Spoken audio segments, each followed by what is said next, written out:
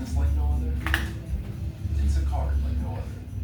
With access to over $3,500 in business and travel value annually, there's nothing like Business Platinum.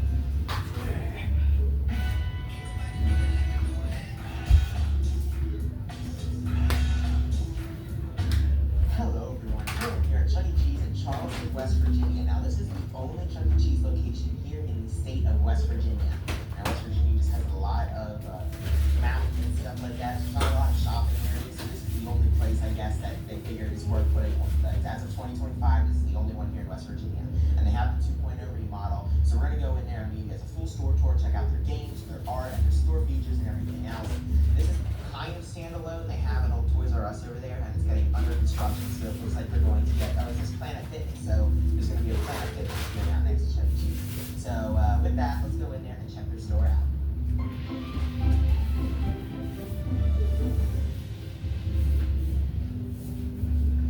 Alright guys, let's start this tour off right here in the showroom as normal. So front and center, they have the video wall, and then they have all 5 character pieces. They have Pasquale over there, and then they have the other 4 here, and they used to have Studio C in the store, and Chucky is in the Studio C location, which I always like to see. They have the new benches and tables, however, they have their old 2010 era carpet. They did not get 2.0 carpet in this store, so it was a very cheap refresh, and this is actually the first refresh that I've seen the old carpet left in person. I have yet to see that. All the other refreshes I've been to have had the new carpet, but I know they have done this in the past to save money. Also, the posters in the store have the new font. So there's Jasper's poster, and as you can see, his bio has the new font. All the character posters are like that. To the right-hand side of the showroom, they have the 5 Chalice Silhouette piece. It is the 4-panel version.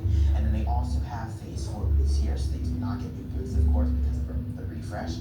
Then they have an emergency exit only here on this side. And then over here, to the right of the showroom as well, they have the Rockstar Ticket Blaster, Rockstar Back, and Rockstar Top.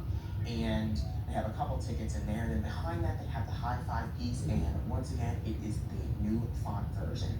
So it looks like all of the posters in this store are going to be new font, at least so far anyway.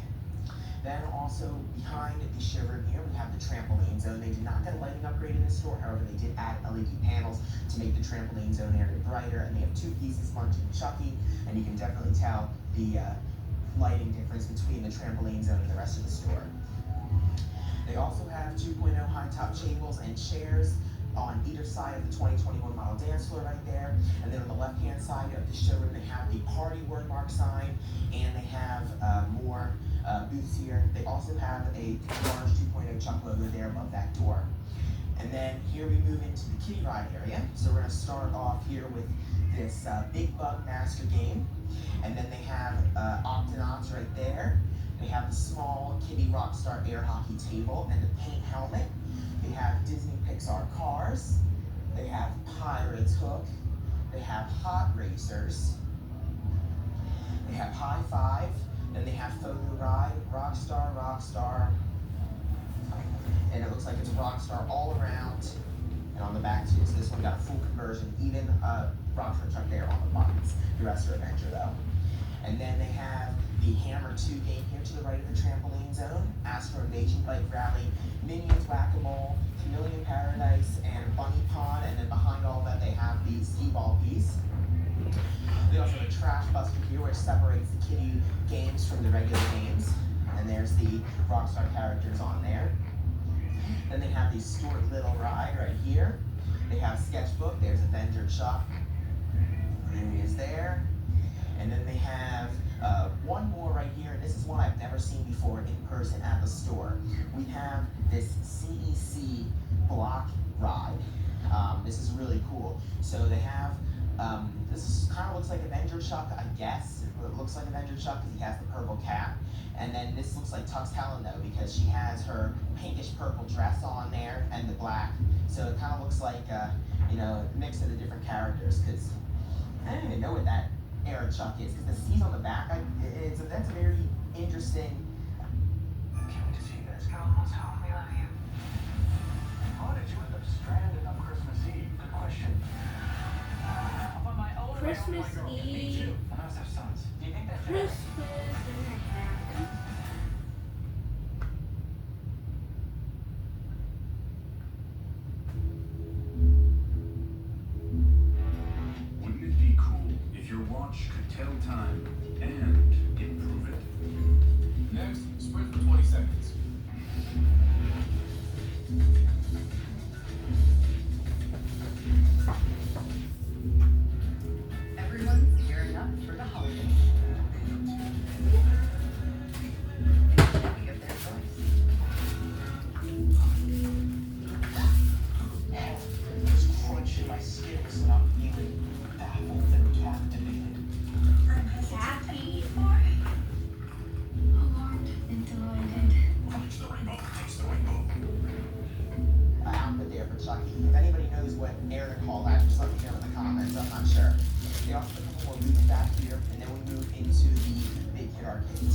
the Trash Buster, they have Teeter Totter Castle, Big One Super Spin, Deep Sea Treasure, Pop It for Gold, Golden Empire, Dog Pounder, Beach Bounce, Real Heroes Fire Rescue, Ring Toss, and then they have Milk Jug Toss, Beanbag Toss, 2 NBA Hoops, 4 Outdoor Process, Quick Monkey, Simpson Soccer, and Water Blast. And then they have a absolutely gigantic emergency exit only sign.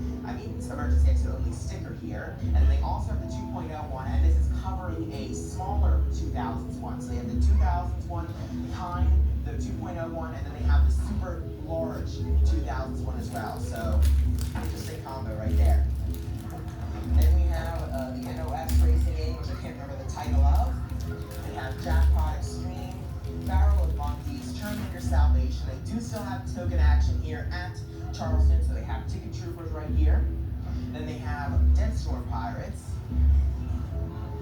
another token game, Winner's Wheel, Super Monkey Ball Ticket Lid, Whack and Win, Chuck E. Cheese's photo booth, H2 Overdrive. Here on the front wall, they have more Phase 4 booths. They have a 2.0 Chuck logo, the Where You Can Be a Kid word mark, and the All You Can Play sign with new font. And they have 2 Monster Drops, Treasure Quest, another token game. We have Crazy Typhoon, Circus Ball Drop. We have Birthday Party, another token game with the Rockstar characters right there. Coming around here, we have a few more games to round out the arcade, and 2.0 TV ring up there. They have one here in the entire store. They have Air Slide, FGT Out of Time, Pop the Lock, 50 Ticket Jackpot, and then they have Nerf Arcade right here, and one more, we have Crab Rush. And then here, by the entrance, they have a 2.0 Chuck logo, another large one. They have the Play Pass kiosk, and then here by the exit area, they have the newer font, Welcome to Chuck E. Cheese poster, no timeline, no 50-finger guidelines, and no firearms allowed right there. If I zoom in there, you can see those. And then they have their max occupancy, which is 655. Same carpet all throughout here, kid check stand. And then here they have new tiles that they did get here by the order counter, Pizzeria and Game Zone, no new tiles behind the order counter. And then they have RBH Hand Shop Daily, salad bar right there. They did not get the wood floor, so they still have the tiles. And then here's the prize counter, new one sign up there. And they have the brand new Big Head Pasquale and Bella plush, which I am going to get as soon as I'm done filming this video. I have yet to see these, they just released, and I'm super excited about them. They look awesome. So now we have a full lineup of all 6 characters for the Big Head Small plush. Now I just hope, oh my goodness, they have Bella too for the big ones. And I don't see Bella or Pasquale for any of the others, but other than that, everything looks pretty much standard here at the prize counter. And then they have the signature domain fresh by hand right here sign, third station sign, new pickup window sign back there with their pickup window. They have the drink machines, also the old tiles, plush white floor sign right there, Pasquale's kitchen sign. Then they have the 100% whole milk mozzarella piece, which I've only seen the new font version of. It's in Naples, Florida. And then they have the hand sanitizing station sign right there, restroom sign, men's and women's generics, and then they do have the red tiles in the bathrooms, which are always cool to see. And that brings us back here to the showroom. All right, now at this point in the video, I always talk about the history. Now, unfortunately, there's not that much to say here. However, I will say what little there is. So, and they opened here in November of 2003 with a Studio C Beta 16 movement stage. And as I said earlier, Chucky would have stood right there where the Chuck E. Cheese poster is, and then it went all across there where that cutout is. And that lasted all the way up until 2024, where they got the 2.0 refresh. However, they kept several of the older elements, such as the booths and the carpet and the restrooms. They did not get a restroom remodel. And then they also got the trampoline zone with those couple new lights, and that's how it still is to this day. So that's the history of the store. Another cool thing about this store is Chucky is still wearing his Avenger clothes. So as you can see, he has the stripes on his shirt with the Rockstar jeans. So that outfit is a little unique. I got a selfie with him, which was cool. But yeah, Avenger outfit was for Chucky here at this store. Alright guys, well that's about it here from Charleston, West Virginia. I hope you guys enjoyed the tour. It was a pretty cheap remodel compared to some of the others. However, it was nice to see the only Chuck E. Cheese still here in West Virginia. And of course, I got the large Bella and the small Pasquale Big Head plush, which is super, super cool. I love them so much. I'm so glad both of them are getting more representation in the prize counter now. And I hope they make a big version of Pasquale eventually too. Hopefully this one sells well. So if you guys enjoyed the video, please subscribe. Thank you for watching. I'll see you guys in the next video. Bye. Oh my goodness, guys, I was about to pull away and I completely missed this sign right here next to the door. It has Rockstar Chuck, the model after the old version that Avenger Chuck would have been up there, and it still has the pull over, which is really cool. So glad I forgot. I saw this and I forgot the hit video of it, so I noticed just in time before I left. Alright, now that's it for the video. Bye, guys. There's nothing like traveling in style with the largest global airport lounge network. There's nothing like Platinum. Snack Factory pretzel crisps. They go with everything. We think you're pretzel.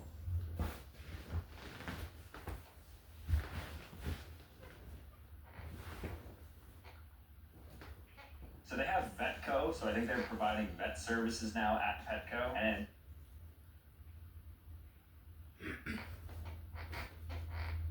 previously on this channel, I investigated restaurants that are disappearing to get to the root cause of why these restaurants are closing all their locations. And that was a lot of fun, but then I thought to myself, well, it's not just restaurants that are closing rapidly, it's also some iconic stores as well. Ranging from iconic stores like GameStop and Party City, all the way to Toys R Us, a classic that actually only has a few locations left in the world. So we're going to be investigating all these spots today. I'm excited for this. Without further ado, grab a popcorn and let's do this. So behind me is the only Toys R Us left in the entire world. At its peak, Toys R Us had 1,700 stores, and now there's just one standalone left. There are some Toys R Us that are mixed into certain Macy's, but this one at American Dream Mall is the last of a dying brand. Toys R Us, of course, known for all their different toys, physical, digital, they have everything in here. This is gonna be crazy because this one's also massive. It's the biggest Toys R Us that's ever been created, so we're gonna go inside and see why they're disappearing. It seems like a fun place for kids to go, but what do I know? I'm in my 20s. Here we are inside of Toys R Us. First wall is a bunch of plushes. I don't think they used to have plushies and stuff, so they're getting a little more cutesies with their offerings. So a lot of different, like, Hershey's, what is that, a Chipwich sandwich? Even Pringles. I've never seen a Pringles plushie. All right, so far, if I was a kid, I'd be happy. Ooh, Jeffrey's Cafe. Jeffrey, if you didn't know, is the mascot for Toys R Us, so I guess now he's serving up drinks and other sort of stuff. So I'm gonna actually order something from Jeffrey because I didn't even know that they had a cafe in here. Alright, so they have your classic snacks. They got mozzarella sticks, pretzels, mac and cheese balls, pizzalette, different drinks up there, milkshakes, acai bowls. But I think I'm gonna go ahead and get a pizzalette because that looks pretty interesting.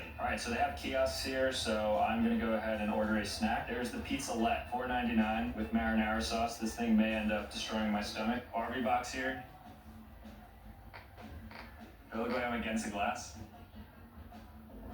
They have some different sections where you can actually play with the toys that they're advertising. So I think this is like building blocks, like Lincoln Logs, but wood style. So you can make something there. They have this push and spin carousel, which is for literal babies, which I am not. Well, kids are simple to entertain if this is what they're watching and doing. Looks like that tower in Tokyo. It had like the spire at the top. This is their Zizan section. I guess it's some like malleable Play-Doh sand. They actually have a little sample for right here. Oh, this is it. So I think if you just take it and you just put it together, it should stick, right? Yeah, so it's like sand Play-Doh. That's the best way to describe it. It's a little bit messy over here because I think just kids are messy. And then you add this product, it's like barely a solid. It's like a plasma. So what are kids playing with in 2025? Slime, sand art, Cocomelon, Baby Shark. Some of my peers on YouTube are actually appearing in Toys R Us. I wonder if there's a Sambucha toy anywhere. There's an entire second floor to explore as well, so I don't know what's up here. We're gonna look totally different up here, different vibes. This is Playmobil, which I don't know what that is. I've always seen stuff. I think it's like some action figures or Legos that you like put together and you could just, it's like boy Barbies, I think. You have your Nerf guns, of course, a staple for every kid. Then we have Hot Wheels on the wall over there. So you have an entire Burj Khalifa of just cars, luxury cars parked in their Miami penthouse. They're really starting to scale up the Hot Wheels toys. We have a Nerf gun Ender Dragon. This may be the purchase. I don't even play Minecraft, but I do know the Ender Dragon, and I do know this looks sick, so I'm going to be buying this. I found my gorilla couch's long lost brother. A little bit uglier, honestly, not the greatest looking face, but I don't know what it is about just gorillas on display, but they just draw me to them. I think, like, at my core, I am a gorilla, I suppose, and he's calling me to purchase him. So I don't know if I should purchase him or this Ender Dragon Nerf gun. It might be a little bit too big to lug around, and also, honestly, he's on its way out, because something soon is happening to the gorilla that I can't say right now, but trust. So we purchased something at Toys R Us. Now I'm gonna see if the food is ready, because it's been like 10 minutes and the food still hasn't been called. It's gonna be a big flub. Let's check it out. It's scorching hot, but this is what the pizzalet looks like. I'm gonna bite into it. It smells like a pizza bagel. I mean, pizza's just good. You can't really mess it up. I have some marinara sauce here, iced coffee as well. Looks really cute overall. I think it was a nice touch to add a cafe. Here's what it looks like. A little bit deceiving. It's like 90% bread, and then the pizza on top, like the cheese and the sauce, is a mere maybe 5% of this entire thing. So really bad start for this guy. Let me dip it in the marinara though. Maybe it could be saved. 1 out of 10. Trash. Marinara sauce, freezing. Freezing cold, wasn't heated up. This is just... I never really like doing that, but that deserves it. Jeffrey cannot cook a pizza. Must not be Italian. Dun dun dun. Time for the Toys R Us Minecraft by Nerf collaboration gun. I think that's the Ender Dragon, is that right? Yep. Okay, so let's just boot this guy up and we're gonna shoot some Nerf bullets. See if I got blockfish. No, it's real, and it looks kind of cool. So here's my ammo, which are these bullets. They're pink, which I love. Alright, I think I loaded it up, so I'm going to shoot the dog in the face. That was underwhelming. So overall, I can see why Toys R Us is disappearing. They definitely have some fun toys and gadgets there, but their cafe is terrible, and it's just a little bit obsolete. I mean, kids are playing video games, they're on social media now, so like toys and physical products are just not really it at this point. I predict that they're actually going to disappear completely probably sometime in the next 5 to 10 years. But it was fun while it lasted. 1, 2, 3, subscribe! Behind me we have Rite Aid. Rite Aid at its peak had 5,200 stores, and now they just have 1,200. They filed for Chapter 11 bankruptcy 2 years ago in 2023, and they are rapidly closing all of their stores. Even this store is closing down soon, so they're having a fire sale for all of their assets. It's going to be a little bit sad in there because they're closing things down, but let's see if it's deserved. The reason they're closing is because they're having fierce competition from Walgreens, CVS, and online e-commerce businesses like Amazon. I haven't been in a Rite Aid probably in about 3-4 years, so this should be interesting. Entire store is on sale. There's a total inventory blowout here. Big signs plastered, store closing, everything must go 60% off. We're gonna see if that's true. I want to see the crazy discounts you could get in a closing store like this. Empty. Oh my gosh. I've never been in a store that has this many aisles cleared. Nothing on the shelf. A couple people in here taking advantage of the sale, but everything's like 40% off, 50% off, 60% off. Look at the fridge section here. The purchase is a couple of waters, and this is completely different. So just came in and just got everything, or this has just been going on for months on months. So you could buy this dolly for $150. This entire thing is for sale, everything. They don't want a single thing from this. It's actually really fun to be in an empty store like this. It just doesn't feel right. It feels like a glitch in the Matrix when a really popular store goes under. There's like debris falling on the floor. This place is literally collapsing. Tiles are out of the ceiling. I'm gonna try to purchase the craziest thing in here to see what they'll let me get away with. Okay, good sign. Somebody must have purchased this shelving unit because this is clearly underneath it. And if that's possible, then I think I can get away with something crazy here. I can get a hand truck for $40. I don't have one of these. This could be a good pickup. Excuse me? I know you're selling some fixtures and stuff. If you want to leave your name and number, we can try to pass it on to her. Yeah, can I do that? That'd be Yeah. great. Really? People have been asking? They look great. They're in good condition as well, so I figured we'd take them.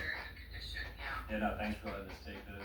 Alright, so we came back to Rite Aid because we got approval from corporate at Rite Aid that we're able to take off the fixtures above. So we're going to take a couple of the signs. We bought these pliers, and then I also have a step ladder. So this is kind of crazy that we could do this, but we got the okay. I think they're $25 each too, so not bad. Alright, so the first sign I'm going to be taking is this one, aisle 17, which is personal care and feminine needs. So snip it away. I'm going to take off diapers here, aisle 18, and baby care. It's crazy you just dismantle signs at disappearing stores. Alright, and we'll take one more set. I want to take entertainment as well. Thanks for helping us, appreciate it. Bye. Alright, so the aisles have officially been purchased actually for $80. I had to get these from Rite Aid. But now we have it. This feels like a true collector's item because if you're a Rite Aid fan, these things are disappearing quickly, so at least I got a piece of history. Behind me we have GameStop. GameStop at its peak had 7,200 stores. Now they're at just 3,200, so more than half their stores globally are wiped out, and that's for a lot of different reasons. GameStop has gone through the gauntlet. GameStop, known for its physical in-store copies of the games, are losing a lot of market share compared to digital copies offered up by the publishers themselves and Nintendo, Sony, and Microsoft and all the other ones. We're gonna go inside and check them out. I haven't been to GameStop in a long time. I myself am a digital purchaser of games and other stuff like that, so I'm also contributing to that negatively, so I'm sorry GameStop, but hopefully you can sway my mind. It used to be so hyped when there was like a pre-release for a game, you go to your local GameStop and get it. Nowadays, I mean, look at the numbers. Things aren't looking good for them for reasons. Oh, is this a new game? Donkey Kong Bonanza. Oh yeah, that's the new DK title. Kirby merchandise. This is cute. Lilo and Stitch shirt. Interesting find here. So this is fairly new, seeing some of their mugs. They just have random stuff, an assortment of things that you wouldn't expect. Oh, for a second I thought this was Helen Henny from the Chuck E. Cheese universe, the same one we saw from the arcade. Yeah, looks like a big investment to the anime side, just trying to reach different fandoms. So it's not just Nintendo, Microsoft, Sony. You're starting to get into other IP as well. Lilo and Stitch shirt, so Disney as well. Here's the wall of the Funko Pops. I have a Five Nights at Freddy's Funko Pop. I don't know any of the characters, but I have one. I think it's the main guy. So I think I'm gonna add to the collection if I'm getting something here. Ooh, Tuxedo Sam. So from the Sanrio Hello Kitty universe, there's Tuxedo Sam, so I'm gonna be getting this one. All right, so just purchased the Funko Pop. We got Tuxedo Sam. The GameStop in there was a little bit depressing. There was literally nobody inside of there. Kind of awkward, honestly. It was just us and the worker, and it's just a really small space. It's super dead in there. They do have like the newest games, I guess, like Donkey Kong Bonanza, Mario Kart World Tour, PS5 games, Xbox stuff, but I think overall it was a little bit of a letdown. I can see why they're disappearing, and they're probably going to continue to shrink and disappear, probably to like 1,000 stores, and they're going to close another 50% because it doesn't seem super well ran in there, and there's nothing exciting really to get. Outside of Tuxedo Sam, I am excited about him. Behind me we have Barnes & Noble, which we'll be going into next. Barnes & Noble, of course, is a bookstore. There used to be a competitor named Borders, which is completely shut down, but Barnes & Noble survives, but they are disappearing slightly. At its peak, there were 750 stores, now there's just 600, although they are starting to open up more, so they could be on the comeback, but as of now, they're disappearing. Let's find out why. Most of it is going to be because people no longer read. But Barnes & Noble has a lot more. They have cafes, they have kids sections, they probably have like technology as well in here, but we're going to see, because I haven't been one of these things in a very long time. Wow, so right off the bat, you're met with a lobby that has books in it. So we have crossword puzzles, Sudoku, and then some coloring books, I think, over here. So before you even enter the store, you're getting sold books. All right, let's actually go in now. Ooh, books smell great. Something about like a fresh tree. For a rainy Monday, there's a good amount of people in these Barnes & Noble. I'd say maybe 30, 40 people. There is a lot of books in here. Something I'm surprised about is just like the size of all these places. Maybe that's why they're going under, because they can't pay the rent, because these are like warehouses. All right, boys and girls, today we are reading Building Site. This is a concrete mixer. Don't go under it, or you'll die. It's a little bit of a toy store as well, because they have board games, they have plushies, they have action figures, the whole 9 yards. So they're kind of competing with Toys R Us in a sense. Not gonna lie, not the best toys. I wouldn't be like hyped if I got any of these toys, but nonetheless toys. I feel like Barbie, an entire Barbie section too. I may have found the coolest item. It is a book in a ball. It's $10 and it says there's real pages inside. You wouldn't expect to see a book in here, but I'm gonna open this up and we're gonna see if we have a book in here. You know what, a dream of mine is to be on the cover of one of these romance books. Just like, imagine me like this, the Highland Sam, or I guess Earl is not his name in this case. My name is Earl. Entire manga section that runs all the way back, so all of your favorite anime, you can read it in a manga form, like Spy Family, Spirit Chronicles, and even No Game, No Life. Now, before you read your book, you need to have your coffee with it, which is why there's a Starbucks in pretty much every Barnes & Noble, or at least some coffee shop. So they have an actual Starbucks coffee attachment. I think they just serve the coffee. It might not be an actual store location, but we're gonna see if the coffee's any good. So I'll go ahead and purchase that too. All right, so just ordered iced tea and a pink drink. Well, Michael ordered a pink drink. So I think it's a full-on Starbucks because they serve a lot of different Starbucks drinks, which is a really nice add-on to a bookstore. But is it good? All right, here's the drink. It's Starbucks branded, wrote my name and everything on it. Pink drink, iced tea. This is not for me, so I'm not gonna drink that. The iced tea.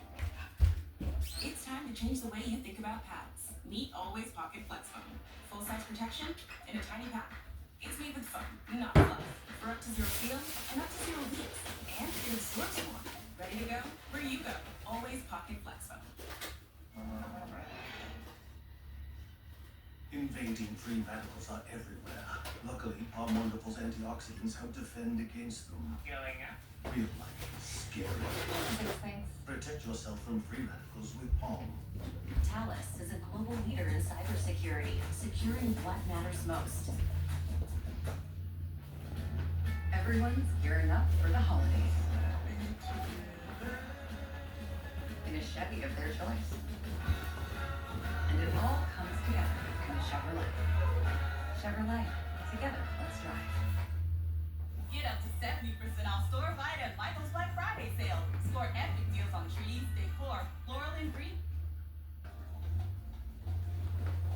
Yep, tastes like Starbucks iced tea. So yeah, they actually serve Starbucks drinks at this Barnes & Noble. Big plus. All right, what do you think of the pink drink? It tastes like Nesquik strawberry. Really? Is that good? In a good way, yeah. Okay. I mean, it's sweet, yeah. Now we're gonna check out the book ball. So here we have the book ball that I purchased by Mini Brands, the $10 book ball. I don't know how to open this. I don't know what this could possibly be inside. Like, is this gonna be a mini book? That's a cool concept. Very gimmicky. I'm sure it's gonna be like the worst book I've ever read. And now it is finally time, I think, to open the book. So is the book in here? This is not a book. What about in here? Oh, cool. Okay, there's a book. Very tiny, but you'll see it's Goosebumps. Oh, and there's actual words on it. Wow, this thing is a complete gimmick. That was like such a letdown. I thought I was gonna get an actual book that you could read. All you could see is the title of it that says Goosebumps, and the rest of it, like, I don't know what this is. Is it like to construct the book? Do I need some sort of like bookshelf that I could put the book on? Because that's pretty unnecessary. I hate this thing, but I do love Barnes & Noble, and I think if you do want to check out and get some books, then you probably should go there and support your local bookstore. And also you can grab some Starbucks while there as well. So overall, I see why they're disappearing, just because books are becoming a little obsolete in the world of digital, but I still think it has its place for all you bookworms out there who, let's be realistic, probably aren't watching this YouTube video. You're probably like reading a book or something in a sunroom. And if you hear me on the TV in the background, hello to you reading a book. Keep at it. Moving on. The next store we're going to be exploring is Best Buy. So Best Buy at its peak had 1,800 stores. Now it just has a near 1,100, and this is because of competition from global retailers and online retailers like Amazon. So they still have their certain arms that are profitable for them, like Geek Squad, but as far as selling electronics go, it's not looking too good. Let's see why. Okay, so first impressions, because I haven't been in a Best Buy in a while, is this thing is massive. They are huge warehouses with a lot of different sections. I don't know why I didn't think that Best Buy had everything, but from what I'm seeing, they got tablets, phones, Kindles, TVs, refrigerators, lawnmowers, a lot of different things inside of here. And we're only on one quadrant. Like, there's even 3 more to get to. So a lot in here. Not a lot of people, though, notably. It is a Monday, but it is kind of like active hours. You'd expect more people. But I'd say maybe like 5, 6 people max in here outside of the employees. Let's take a look around. I think I found the coolest item so far. They have a lightsaber. At least it looks operationally to be a lightsaber. A stick that lights up that you could hold. So right now, this is going to be front runner for what we get and check out. It's so big, there's so many things to see. This is Best Buy's Magnolia section, which is their premium offerings for TVs and entertainment systems. And this is the largest TV I've ever seen in my life. How many inches is this? This is a 98-inch TV. It's basically like a movie theater screen. And it looks so 4K, like lots of colors. My monkey brain's activating. It just looks so nice. So we found a secret room at Best Buy, which is just like an audio room in which you could test out different speaker sounds. I didn't know this exists. Michael just let me know that this is here, but you can apparently go inside and like test different speakers. We're not even in Best Buy anymore, so all the speakers are in here, and we're just, nobody's supervising us. We're just able to put on speakers and play stuff. We just have a whole dance party in here.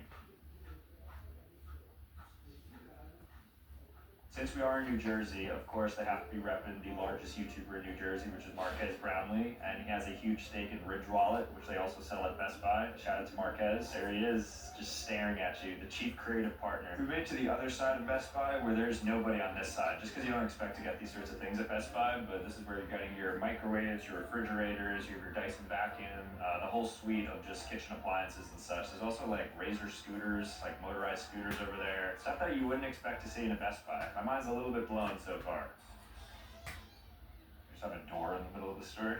Okay, we made it to their gaming section, so I'm seeing if they have the Switch 2, because right now it's notoriously difficult to get. So we'll see if Best Buy, of all places, has it in stock. Looks like they don't carry the Switch 2. They only go up to the Switch Lite, which is the most recent version of the Switch, and then they have the traditional one, and then they have the OLED model. What's the point of coming to Best Buy if you can't get the latest technology? Something I've noticed walking around Best Buy is there's a lot of employee equipment just hanging around, like this ladder here, right? And then like just lots of inventory and extra stock just sitting on the floor. The alarm's going off right now, like lots of things happening in Best Buy at all times. So I found a Samsung smart fridge in which you're able to like play YouTube apparently on here. So let's see if we can do that. Okay, here we go. Ooh, there I am. Does it have sound too? My goal today is to investigate 12 different restaurants that are slowly dying and disappearing. Oh my gosh. You could actually play YouTube on these Samsung smart fridges? That is cool. I thought that was a meme that you could actually use these Samsung fridges and watch YouTube on it, but I guess not. Alright, Best Buy, point for you there. That might be the coolest thing we've seen so far. Alright, so I walked the entire store and this is what we're gonna end up purchasing, which is the light stick. $30, pretty solid deal. And I like the color of the baby blue. Let's try it out. Alright, so let's have a look at this light stick that I got from Best Buy. You know what, on second look, I don't know if it's a lightsaber so much as just a light that stands up, kind of like the light. I used to have a light in the background. Can we flash back to when there was a light there? Alright, so here's what it looks like. This is the lightsaber. It is plugged in, ready to go. So I think I just click the power button or hold it down.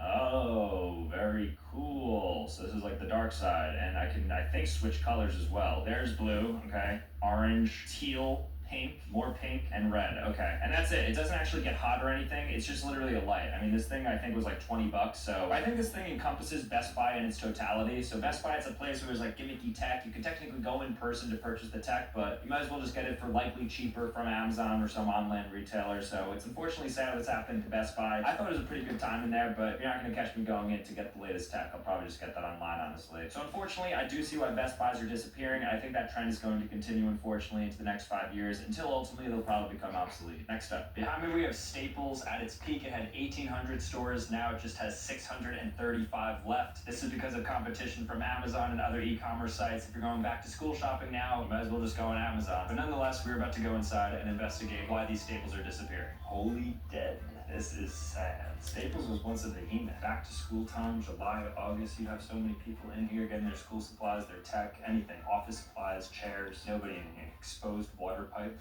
for customers to look at alongside their $500 chairs. You know what? I think a chair is a chair, unless you're sitting on it for a very long period of time, in which case you want to get yourself a good one. But for the most part, you need just a simple office chair. I guess it's a good place to go to, but are you really going to put this in your car? Does it even fit? So most of the time, it's just easier to order these and have it shipped to your house, which is why Amazon is destroying Staples, unfortunately. But let's see what else they got. They're just leaving their equipment on the floor as well, just like we saw at Best Buy. They have their big board games here, the big 6, 7, fun.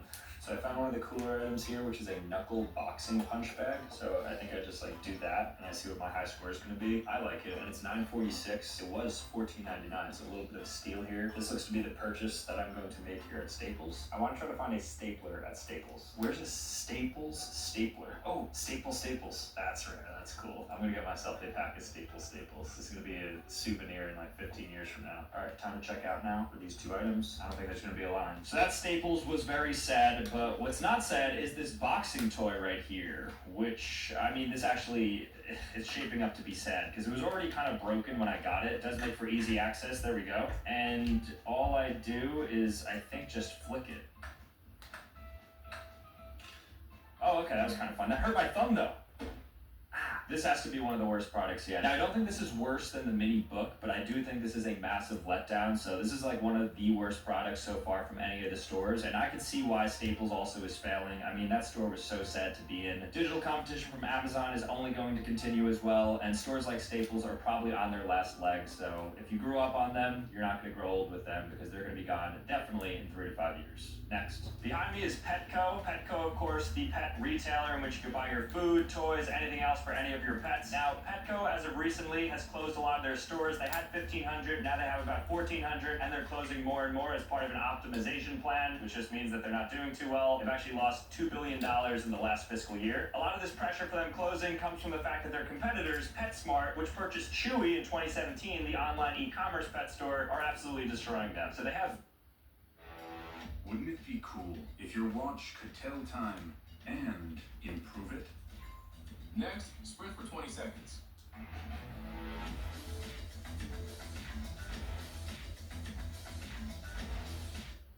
Show the grays who's boss. Preference by L'Oreal Paris. Luminous color and 100% gray coverage. Merry Christmas! Great, we're stuck here. I'm gonna get home for Christmas. This is Buick, now. Buick, exceptional by design. Get 0.9% APR on these 2025 Buick models. Plus, current eligible non-GM owners get up to $3,000 allowance on Encore GX.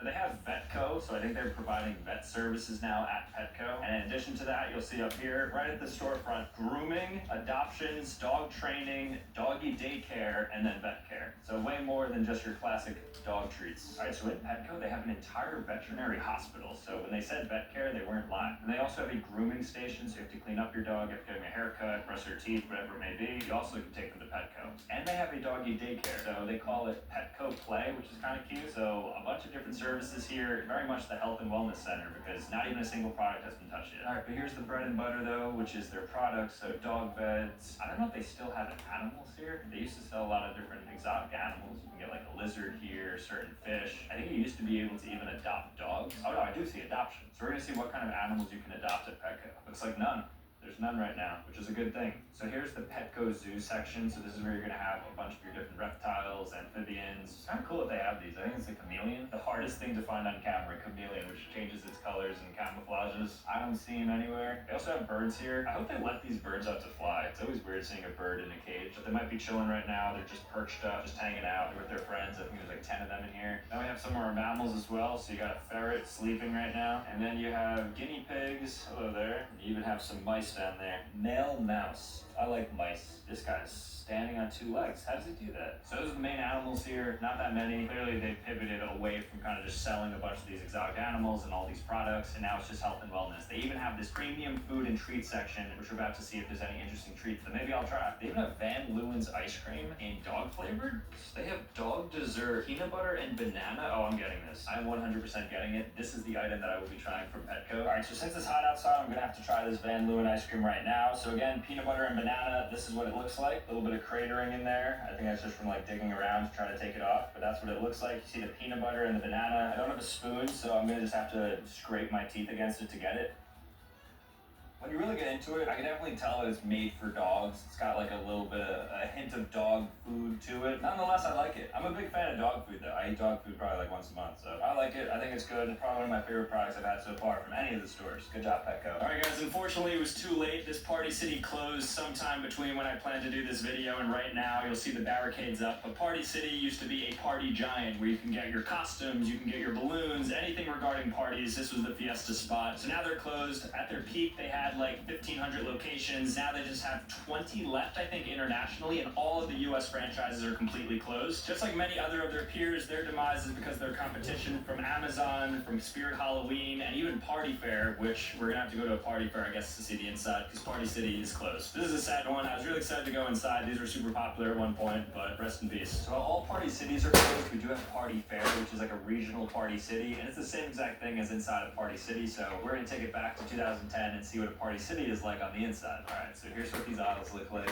Nothing is here. I have a feeling Party Fair is also going to have the same thing as Party City soon. But if you ever want like balloons, costumes, anything related to the party, this is your spot. Here's some of the costumes. So Spirit Halloween has ruined a lot of these party stores just because why are you holding inventory in June, right? You get to see it in October right before Halloween by going to the Spirit. I would go as far as saying that I'm going to be the only person who purchases a costume not in September or October. I don't think anybody has purchased a costume in probably a year. Let's look for a good one. Ooh, okay, I found it. The Pillsbury Doughboy. It looks like it fits all adults, so this is what I'll be using. They even have a Bitcoin costume. Complete ghost town here. I'm not sure I've seen a single person. Ooh, down there, that's where they make the balloons. Floors look destroyed as well. This has been here a while, I think. It's like flooding or something happened, maybe? Water damage? The thing that people come in here the most for is balloons. So if you have a celebration of such, graduations, birthdays, they do balloons on site at all Party Cities and Party Fairs. So that's probably what's keeping them in business. They probably mark up and put a premium on their balloons. So we're going to be buying this costume. Inside this card is the secret to a long life. Keep breathing as long as possible. I'm getting it. No joke, $72 for this. That is what I paid for this. So this thing better change my life for $72. All right, little bit of an issue. The pump on this is broken, so I can't even inflate it with the air. So now it just looks like a really sad ghost version of the Pillsbury Doughboy. Well, I can certainly see why Party City is shutting down and why Party Fair is slowly closing locations because their costumes are terrible. I got sold a broken pump on a $70 costume, and it's not even high quality either. Very disappointed in that, and also very out of breath. So let me catch my breath, and then we're gonna move on to the next spot. See, how do we have Dollar General? Now, fun fact, the largest store in the United States by far in terms of total stores is Dollar General. They have 20,000 stores. Now, Dollar General is in a little bit of an interesting spot. They are still expanding, so to speak, but they are closing up a lot of underperforming stores. And at least here in New Jersey, a lot of these aren't really popular. So I haven't even been inside one in my entire life, so I'm excited to go in here and see what the rave is about. 20,000 stores is absolutely crazy. This is like a mega gas station, basically. It's like a played out gas station plus Walmart combination. information. Basically everything you want in here. You can get groceries, but then you can also get your gas station snacks, I think. That's just my very 20,000 feet above, just kind of walking in impression of things. And then pricing wise, I mean, it's called Dollar General, but I can get $4.50 for cheese curls. A little bit weird that nobody's here. It's prime time. It's like 5 o'clock. You think people are getting out of work, picking up groceries for the week because it's a Monday, but no, nobody. How are there 20,000 of these if nobody's inside? Who's paying this rent? Okay, let's see if they have Prime. Oh, they do. We got Prime here. Let's see if they have Feastables now. We'll go over to the candy section. I don't believe they'll have it here. That'd be too premium of an item. Yeah. All right, so yes on Prime, no on Feastables. They even have fresh produce here. So if you want to get your apples, strawberries, blueberries, carrots, whatever it may be, even guac. They have Dollar General guac. I think I'm gonna buy this because this, by all accounts, should be disgusting. A dollar store guacamole, but I'm gonna get this. I like the way this looks. And it's only $5 for this giant tub, which I think as far as avocado pricing goes, is not bad. All right, so I got the Dollar General guacamole here. I mean, to be honest with you, it's been a couple of days, so this thing's probably disgusting now. It hasn't been refrigerated. It's just sitting behind my dog right there. So I'm just gonna open it up. I don't know if I could taste this because it's gonna be absolutely disgusting, but there you have it. It actually looks still preserved, so which is usually a bad sign. Ooh, it smells like the dollar store. Let's give it a little bite here.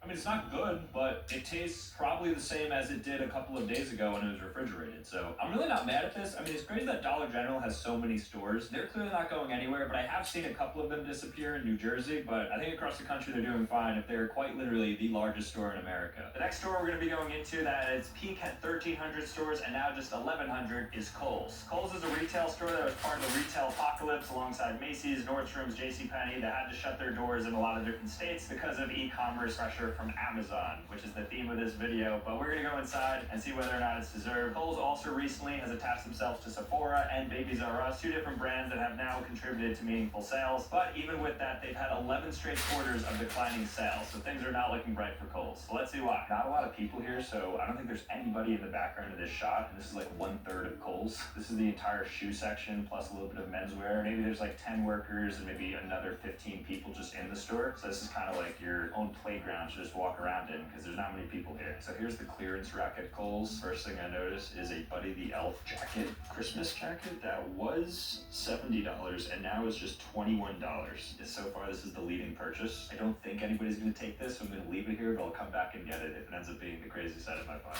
A lot of stuff's on clearance. I don't know if that's a function of kind of what's going on the back end or if they just want to, sell some sales to people, but every single aisle has a sale. Wow, literally every single aisle. And if you turn left, sale, sale, sale. Turn right, sale, sale, sale. All right, the jacket's still here. This is gonna be my purchase, so let's check it out. I have to see if it's even my size. Ooh, it's like it was made for me. A little bit long on the sleeves, but nonetheless, pretty solid fit. And then here's the Sephora pop-up, or I guess it's actually like integrated into the Kohl's. So if you want makeup, then Sephora is attached to Kohl's usually. And the Sephora is a fully built-out Sephora, so it's not just like a mini pop-up. It's got literally everything in there. So they're one of the rare few department stores that have self-checkout, which is actually really nice. So you don't have to wait in line too long. If you want to buy yourself a Buddy the Elf suit, you just pop in.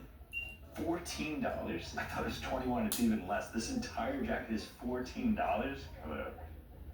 All right, there we have it. Overall, I like that Kohl's is attaching themselves to Sephora, Babies R Us. They're trying to diversify the brand a little bit. The brand equity is on the up and up. Do I think they should be disappearing? Yes. I don't think there's like any piece of clothing in there that I would wear or home decor. But you know what? It's for a certain type of person. If you like that stuff, you like that stuff. I like this sort of stuff. So at least they have one item for me. Let's move on. Beyond, we have JCPenney, which declared bankruptcy in 2020. At their peak, they had 1,100 stores. Now they just have 650 left. Their biggest competitions, of course, are Macy's, Nordstrom's, and all the other department stores like Bloomingdale's. They're honestly considered more of a budget department store, and I guess it's reflected in the people showing up because nobody's showing up. So I guess everybody's got a lot of money to spend at Nordstrom and stuff, but JCPenney left to the wolves. Let's go inside and see what's happening and why they're disappearing. I don't know if this is JCPenney specific, but there's no carpet on the ground. So there's some clearance signs right there. So JCPenney, which again claimed bankruptcy, is looking for every dollar they can scrape. So you're gonna see a lot of sales, a lot of clearance all throughout the store. They do have $12 watches, which is absurd.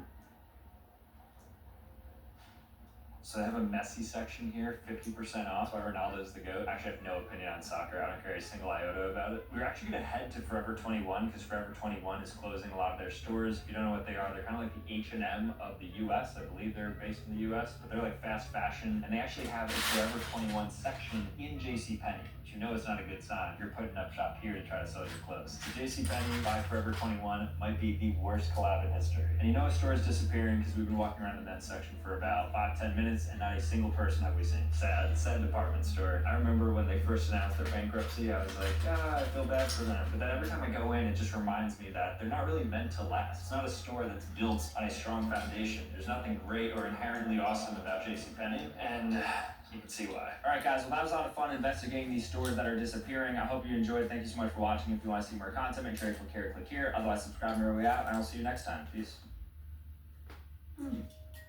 Hello. Fancy. Have a strong password? You'll forget it. And whether your password is strong or weak, hackers may already have it. That's why it's time to go passwordless with Duo. Efficiency is over. Learn more at duo.com.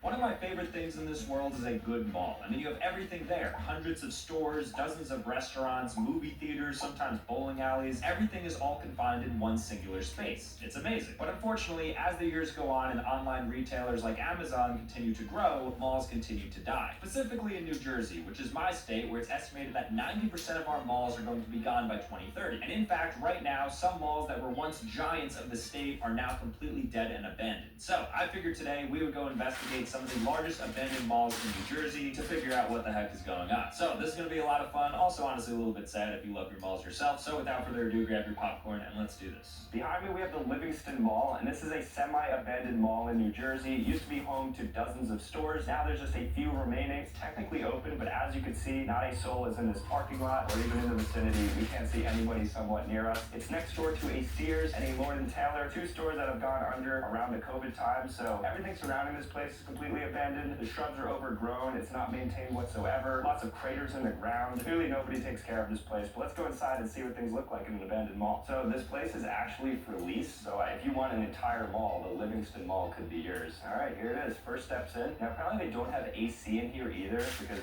I guess nobody owns the building anymore. But this is so weird. This is like semi-prime time on a Monday night. So, I mean, you wouldn't think nobody would be here. But from the parking lot, 0 people are in here. So here's like a first store. High Digital is shut down. Okay, they still have some gumballs. I don't know how long these have been sitting here. If this place has been abandoned for as long as I think, these are probably 2 years old and they have been swapped out. Here's a store next to us that is just completely clear. Nothing is in there. All right, let's continue further. All right, even the lights are flickering. But guys, take a look at this place. This is the top floor of a mall in New Jersey, the densest state in the United States, and this is what it looks like. So the escalators obviously aren't working. I don't think there's any power to this building, which explains why there's no AC. Ooh, thousand left. I'm curious what the one store open is though. Maybe that's where everybody's heading. So far, not a single store has been operating. AEP, don't know what that is. Spencer's, a closed Spencer's. Oh, so there's actually an open store here, Quail's, the suit store, which you can probably go into and order something. Yeah, I see 2 people working back there. So Quail's is still open. I think this is one of maybe 3 stores that are open. Okay, we have a little play area here, I think where like kids used to come to the mall and play in. This is equipment for use only by children under 42 inches.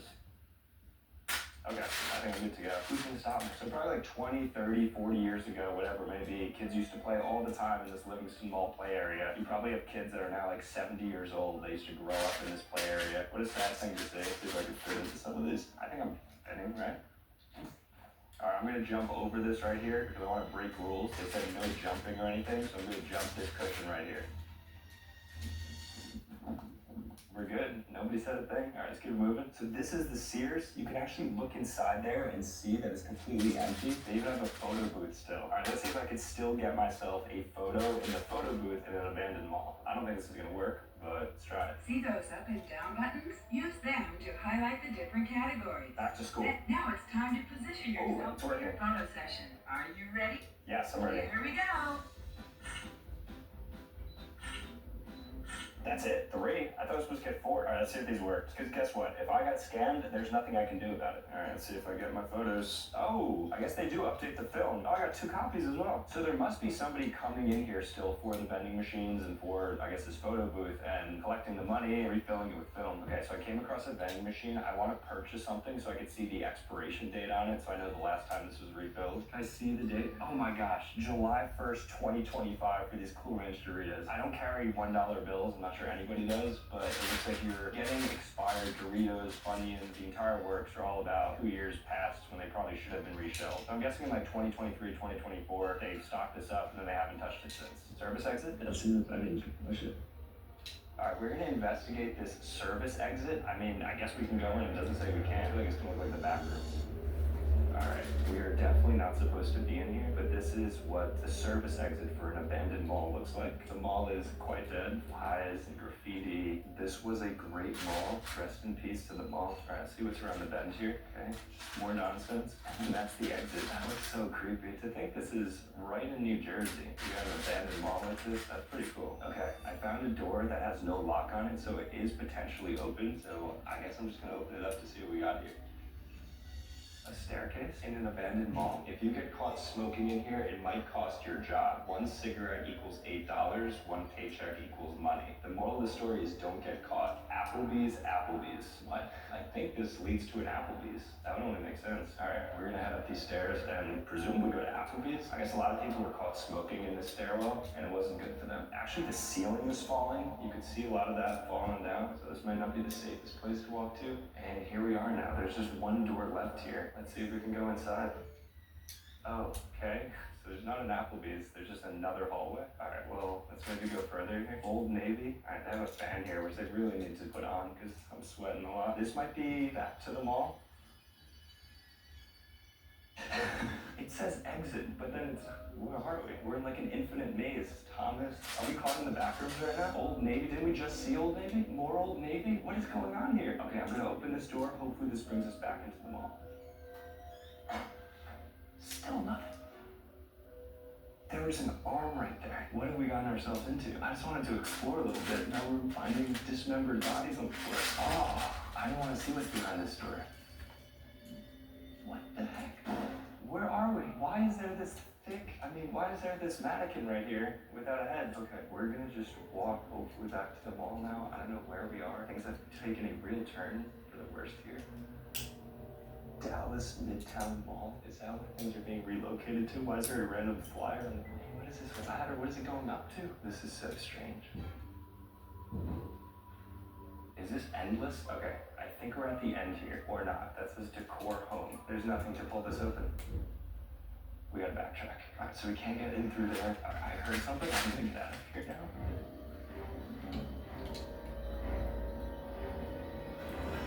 Did you guys hear that? That was a really strange sound. I'm just gonna follow the exit signs.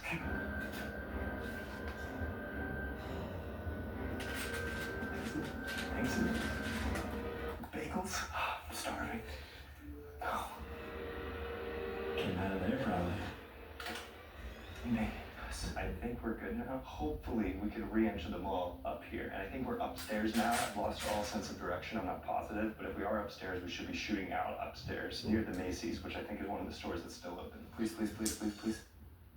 Yes. Oh, yes, we made it. I thought that was it. All right, well, that was absolutely crazy inside that abandoned mall. Genuinely got a little bit frightened being inside of there. Luckily, nobody was in there. That's the mannequin. So let's move on to the next spot. This one is going to be equally creepy, if not even worse. Let's do it. Right now, we're standing out of the Woodbridge Center, which is the Woodbridge Mall, basically in Woodbridge, New Jersey. And this mall has a ton of crazy reviews online, not only calling it dead, but some reviews saying, watch 3 kids use a sledgehammer to steal a bike. Don't go there unless you live in the area. You'll be safer in many other places. Sad to see so many stores closed down now. It's still nice to shop here, but not the same anymore. So we're gonna go inside and investigate that. I'm just excited to see potentially people stealing something with a sledgehammer. So let's go inside of this unanimously dead mall. There's actually a good amount of people walking in and out of the mall. The parking lot's pretty filled because it's right outside of the Macy's, which is still the largest functioning store at this mall. I see people. I don't think it's gonna be completely dead, unlike some of the other ones. Still curious to see what the vibe looks like. The first thing you see here is a closed kiosk and then a shut down corner store. All right, this is looking like a pretty dead mall overall. Ironically, there's a Forever 21, which is clearly not forever. More like 5 years, Forever 21. Oh, they have a Hellsberg Diamonds open. This is not that. They even have a Starbucks in this mall. And Starbucks, I feel like they're pretty choosy about where they want to have their locations. Let's actually see it. Also, the downstairs looks a lot more dead than the upstairs. This actually might be the first time I've ever been in an empty Starbucks. Happy to have a venti, black and sweetened iced tea. Thank you. Thank you. One of the most interesting things to look for in dead malls is what kiosks are also surviving. So this one is a little free library where I think you can get free books. Sometimes you see these on the side of the road on sidewalks. I didn't know they had an actual kiosk. I don't know how to read anymore, so I wouldn't take any books, but that is cool that they offer that up. So we have two closures next to each other here. A Sugar Bear that looks like it's potentially closed. Stores I haven't heard of, like JD, are still around though. Could be some money laundering there. And things are getting sad real quick, because as we continue on, there's less and less people. I'm surprised that some of these stores can afford rent. K Beauty Outlet. There's not a soul in that store. They actually have a Dick's Sporting Goods attached to the mall. That's unique. I've never actually seen a mall with one of the department stores being a Dick's. I want to see if any of these toys work, any of these rides. What do we have here? Alien Boogie Patrol. Let's see if they take Apple Pay. Oh, they do take Apple Pay. All right, it's already shaking. I feel like I might break this. I think I just paid $5 for this, which is crazy. Oh, this actually works. Look at this, I'm playing. And I kind of fit in this too. It's like Mario Kart. All right, so I'm not supposed to hit them. All right, I'm crashing a lot. This is tough. It doesn't help that I'm moving. I'm moving independently of driving too. This is just like a set motion that the car has. It's cool how they still have active rides, and clearly that's a pretty new one. It looks clean and new, so even though the mall is dying, they're still investing into things to hopefully get, I guess, the kids in here. Yeah, this really isn't that dead. There's a lot of closures for sure, but there's certainly things here. You know, a little bodega in here, a little nod to New York City. I don't know what's in here, but this is boarded up completely. I mean, quite literally. Probably peek inside. Oh, I see Cocomelon in there. Looks like a lot of recent closures too. Like all this happened over the last year, maybe 2 years. They still have a lot of the equipment, furniture, merchandise in there. Those stores are closed, but it looks like you could still get stuff out of it. Like, look at this spot. They don't even have the water bottles on the reception desk. One of the cockroaches of malls are Claire's stores. I don't know how they're making money. I guess it's just like little girls buying earrings in here, but every single dead mall, what they have in common is a Claire's. All right, I'm gonna take an animal ride on one of these things through the mall. I'm gonna go as far as I can with it. I'm thinking I'm gonna get that pink horse over there. Looks nice. Never been on one of these before. I always see them. This is it. I guess it's like a motorcycle, so this is the gas right here. So I'm just gonna do a couple laps on this thing. I wanna see how fast it goes. I always see these in the mall. Oh, here we go. All right, let's see if I can get max speed on this. I'm probably the oldest person to ever be on this. I actually might be going 3 miles per hour. Michael's walking with me at a very comfortable pace. I wonder if I'm weighing it down too. All right, I'm gonna try to do it in full donut. All right, that's clean. All right, how'd that look? Way more underwhelming than I thought. All right, we're gonna crash. Let's see what happens when you crash. All right. Oh, it has like a feature where if you hit it, you kind of like ricochet back. Like, look. All right, guys, I'll see you later. Guys, did you know there's a secret drive-thru actually in this mall that we're about to go to right now? It's a Dunkin' Donuts drive-thru. I don't think she sees me. I might be too low. Hi, how are you? Can I have a small iced tea? That's it, thank you. Order has been placed. Thank you.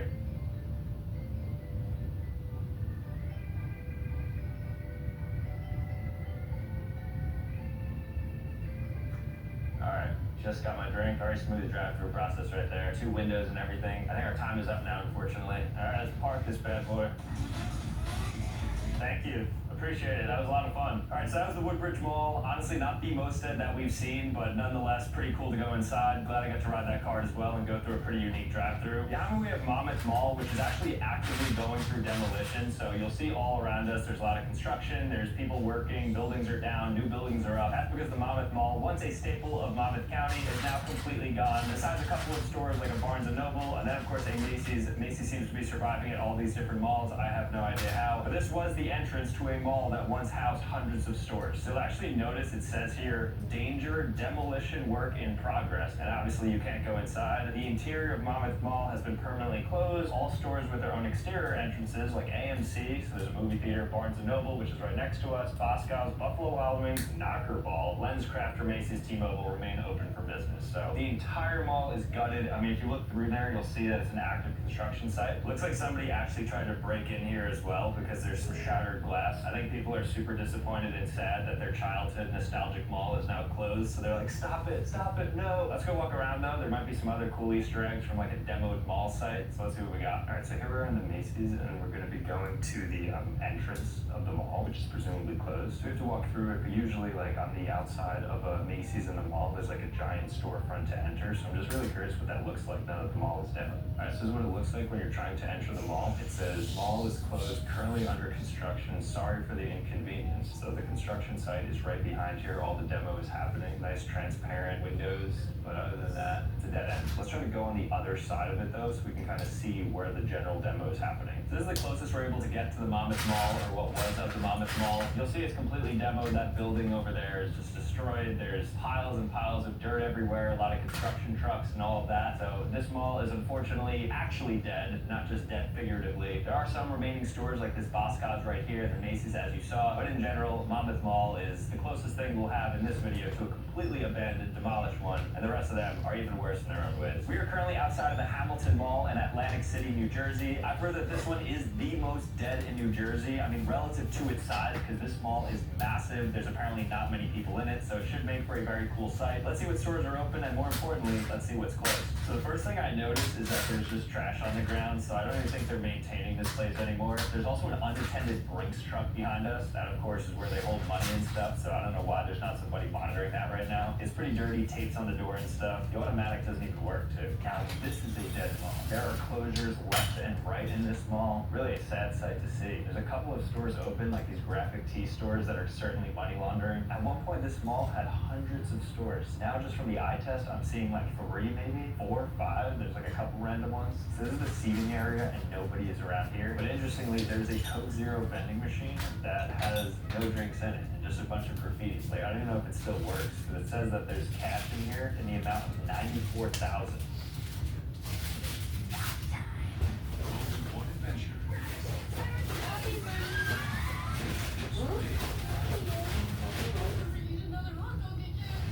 This jacked. And this explosive chemical. Like,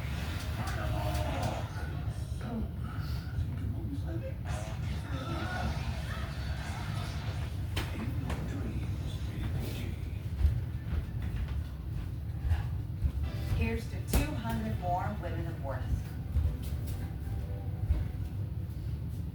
Get up to 70% off store right at Michael's Black Friday sale. Score epic deals on trees, decor, floral, and greenery. Plus, save big on creative things like yarn, frames, art supplies, jewelry, and more. Shop now, in-store, or at Michaels.com.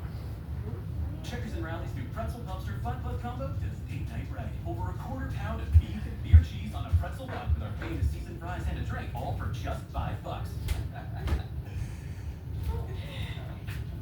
Only at Checkers and Rally's.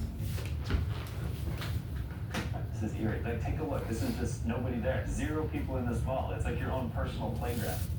I was gonna do a cartwheel, but I realized the floors are probably disgusting in here. If you look up too, there's holes in the ceiling, and it looks like water damage as well on some of the upper tile. I think this used to be a Build-A-Bear. That would be my guess, based on the blue outside. We've been walking around for probably like 20 minutes, and we've seen less than 10 people and less than 10 stores that are open. Here's an express off that nothing is in.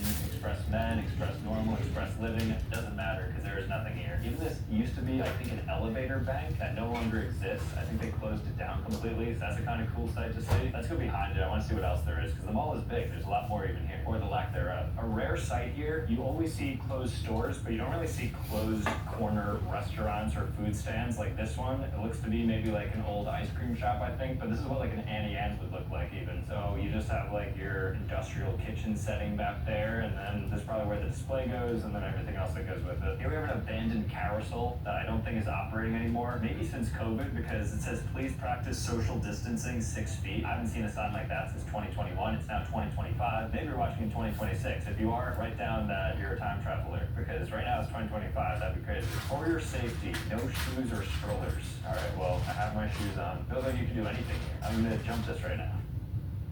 Put me in cuffs. Oh wait, no one's here. Echo.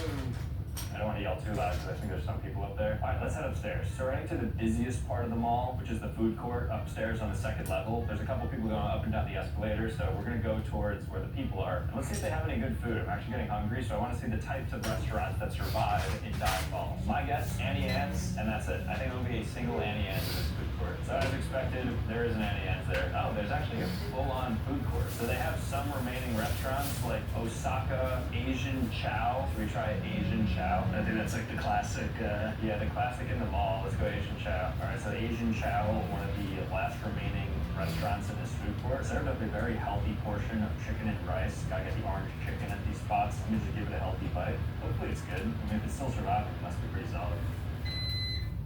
That is. I don't even love Chinese food, and that's great. So the Chinese food is pretty solid. So food court, honestly, pretty good remaining restaurants. Let's go to the other side of the top floor here and see what's happening. I imagine not much. Just bars up on every single store. There's still the remaining dispensers right up here, though. So even though most of the Coca-Cola machines aren't working, there still is one that has a couple of cans in it, but it's not working. Here's a department store that's completely closed down. I'm not sure which one this was. If I had to guess, maybe like a JCPenney's, because most of them were closing. If you look inside, you'll see basically nothing. Just boxes, a couple couches, a flickering light in the corner over there. There's a door that's on display. Not sure what that leads to. I mean, maybe we can go in. Let's see if there's a door to enter. Okay, here's an emergency exit door. All right, guys, we are currently in the back rooms of the most abandoned mall in New Jersey. Nobody's here. There's nothing you can see beyond just like the end of this hallway. We're gonna try to attempt to exit from here and see if we can find anything that's quite interesting. Never really have these opportunities to come back here. So I believe we are heading towards the exit. I do see the exit sign. We were just passing up a bunch of different stores. They even say, attention, there was a fixture here. It was not garbage. It was not for anyone else to take. If you click it, bring it back. We will be checking the cameras. Also, you couldn't have the common decency to ask. Our store phone number is literally on the back of the door. I think people were just taking a bunch of things that were here and just assuming that they were up for grabs. I don't know if it's like actual people or what. Maybe it's like customers or people who work there. Nonetheless, don't take things that aren't yours. All right, before we get to the exit, I just want to peek around this corner to see if there's anything else. Okay, it's just kind of more of the same. Okay, we're about to go into the stairwell now.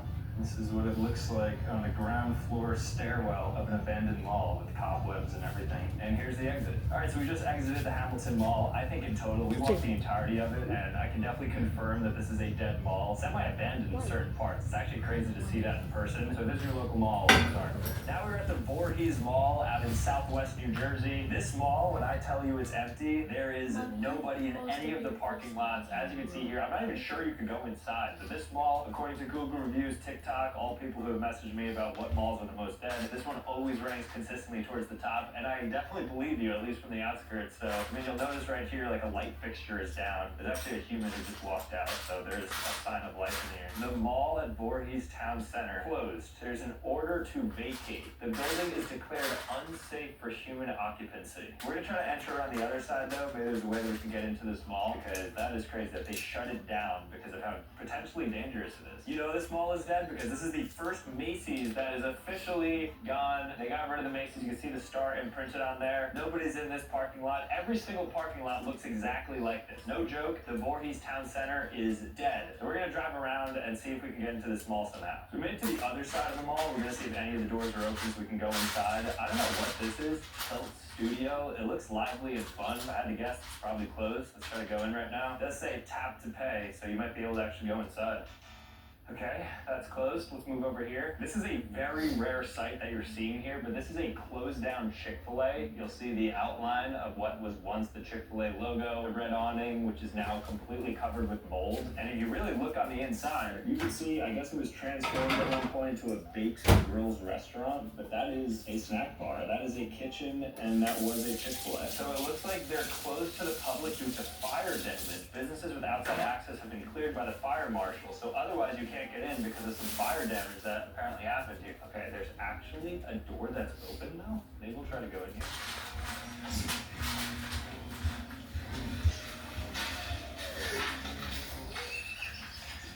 Alright, were leaving, we heard like a Stephen A. Smith clip being played, so I think there was security in there. I don't know if they actually heard or saw us, but we heard them, so we're gonna get out of here. That mall definitely is closed. We're currently outside of Morristown Mall in New Jersey. I've never heard of this place before. It looks like it's popping, but a lot of people said that this mall is completely dead now, so we're gonna go ahead and go inside. It has a fresh coat of paint and everything on the outside, so I highly doubt it's gonna be as dead as some of the other ones. Also, what's weird is that the M is off-centered, which is kind of making me uncomfortable, but let's go in. I haven't seen actually somebody walk in about 2 minutes, so it may actually be a little bit dead. Let's decide. First, let's see if this push to open works.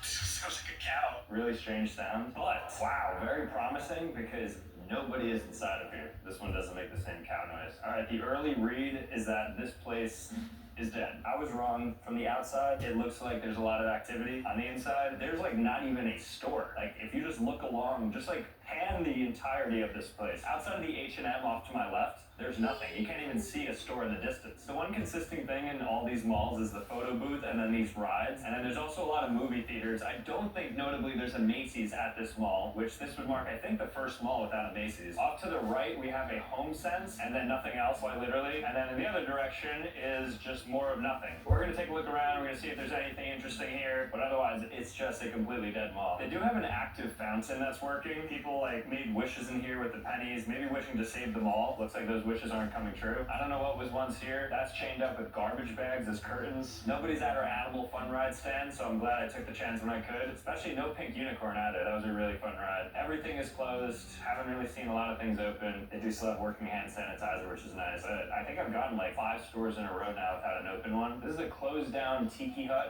the outside of a Hollister. Pretty rare sight to see. Usually Hollisters typically remain, or they tear down this storefront. So it's cool that we have this. They have a fan and stuff to make it look a little beachy, I guess. Stage door VIP entrance only, or not. I don't think there's a way to open this door. It looks like it's double hinged. Maybe if there was a knob here, you could pull out, but otherwise this door is not openable. So we do have the Claire's here. That has been a consistent theme throughout this entire video. A bunch of Claire's at all these dying malls. I think Claire's are just in malls. If you're a mall, it's like you need to have a Claire's in order to be a mall. Otherwise, you're not a mall. Some of these reviews are saying, how is this place open? All the stores gone. Not what it used to be. Boscov's is the only anchor store. Inside is mostly junk stores, not a lot of quality. I have to say, I tend to agree. There's also a leak in the ceiling, so we have 3 garbage bins here that are just taking in all the water. Leaky roof in a mall is a bad sign. That means they are not maintaining anything, and I mean, it's pretty clear that they're not. Alright guys, so that's Morristown Mall. This mall was definitely disappointing. Inside is like semi-dead. A lot of stores are closed. They're just like white walls, wood walls, lots of closures everywhere. The crowd is pretty mild. There's not too many people in there, so definitely a dead mall. Not my favorite mall, honestly. It didn't have like a ton in there that excited me. Not a lot of cool idiosyncrasies to it, but that's basically that. Let's go to the next mall. Here we are outside of Brunswick Square Mall. Once a staple of the New Brunswick, Central Jersey area. Now 80% of the stores have apparently closed over the last couple of years. You'll even see next to it, there's a Red Robin that closed down, and then a Bar Louie, which replaced a Ruby Tuesdays, and also now is apparently shut down. So everything is shutting down. I'm excited to go inside because literally nobody's here. So here's the Bar Louie that says, we regret to inform you this location is permanently closed. Thank you for many memories. Please visit us in Pennsylvania. That's the next closest Bar Louie. So rip to them. And then of course, Red Robin, nobody's saying yum anymore here because they are completely closed. Locks on the door and everything. Let's go inside. It smells terrible in here. We already see one closed store. We just saw Red Robin. Here's another closed store. This is very sad. There's like less than 10 total people in here. Plus the stores are kind of trash. Like there's not even good stores that I'm noticing.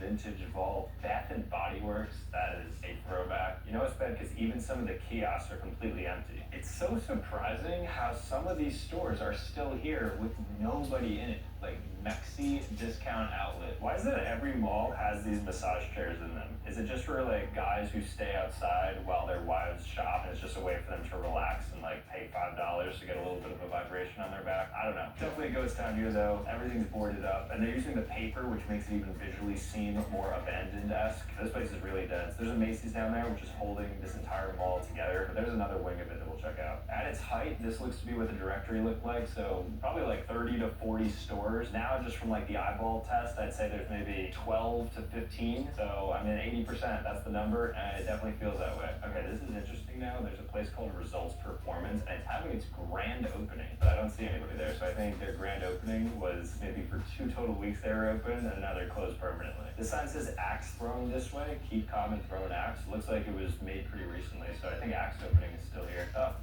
I think it's open by appointment. I'm doubting that. And this mall is only one floor, so what you see is the entire mall. Like, we just did an entire walkthrough. You saw all the stores open. It's not many. They do have a Panera Bread that's open, so they got some food options. I guess, like, you could still go through to this mall, but you're not gonna find anybody actually shopping here. There's still a worse one to come, though, so let's move on to the next dead mall. We're currently outside of the Ocean County Mall, and this mall is known to be one of the deadest mall in all of New Jersey and the Northeast. According to Google reviews and people on TikTok, they say this mall has nothing going on, no activity, completely dead, doors closing left and right. So let's go inside right now and see whether or not that's true.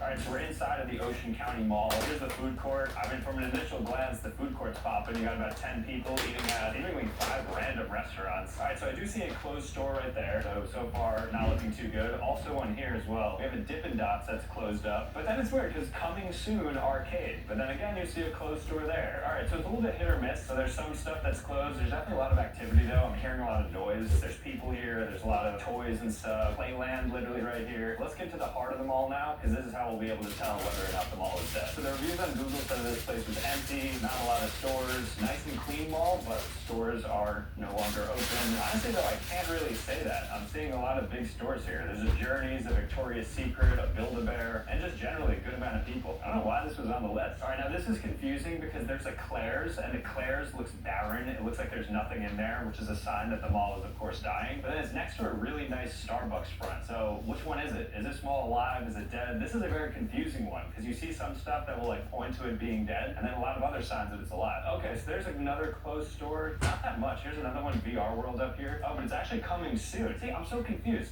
This mall has some closed stores, but then they have multiple things that are coming soon. So is the mall like on the rise, or is it on the downfall? I'm not sure, but it looks like this is even coming soon, so there's more to come at this mall. I'm gonna see if I can fit into this space shuttle though. I highly doubt it. This is actually not going to fit me in. Wow, I can't get in there. Even if I tried, I just don't think that my width allows me to get in. Because I have a pretty big frame, as you guys know, 6'6", 235 pounds, so it's like really tough to get into some of these slots. So I'm not even gonna attempt that. I probably look weird like being on the kids' playground. So let's get out of here. So that's gonna be it, guys. That's all the dead malls. There were definitely a couple of interesting ones. And then you have something like this that I think are still very much alive. So are malls coming back? Are they not? I don't know. Let me know. Let me know if you know of any dead malls as well. I'm sure there's a lot more out there besides New Jersey. But thank you guys so much for watching. If you want to see more content, make sure to click here, click here. Otherwise, subscribe to our way out, and I'll see you next time. Peace.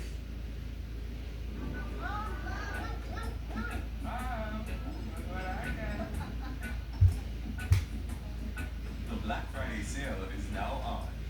Make magical family memories at Peaches Resorts. Hercules 20-volt brushless power tools have power, durability, and versatility with the universal 20-volt battery system to power every tool. Make the move to Hercules. As good as the best for a whole lot less. Only at Harbor Freight.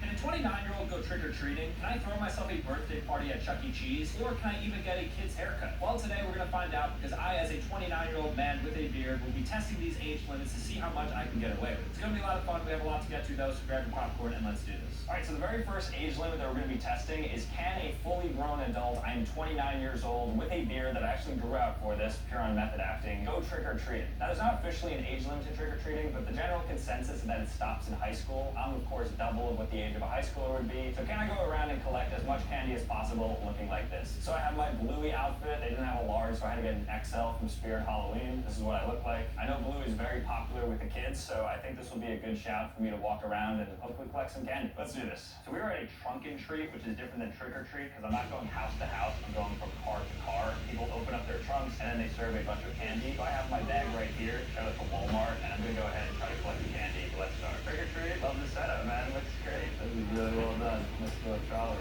Thanks so much.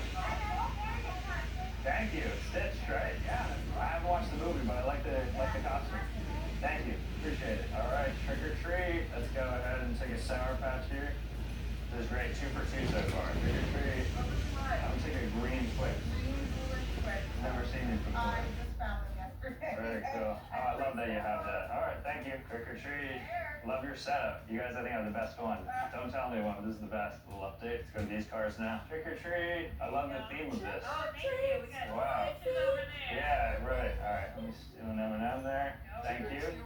Hey there. Trick or treat. How's it going? stuff. Love the costume, man. You look great. Let's take a Kit Kat. Such a cool design. Hey, it's Bluey. What's up, guys? Oh, we got the Nintendo crew here. Hey, Luigi. I love that. Such a cute family. Hey, I'm Bluey, yeah.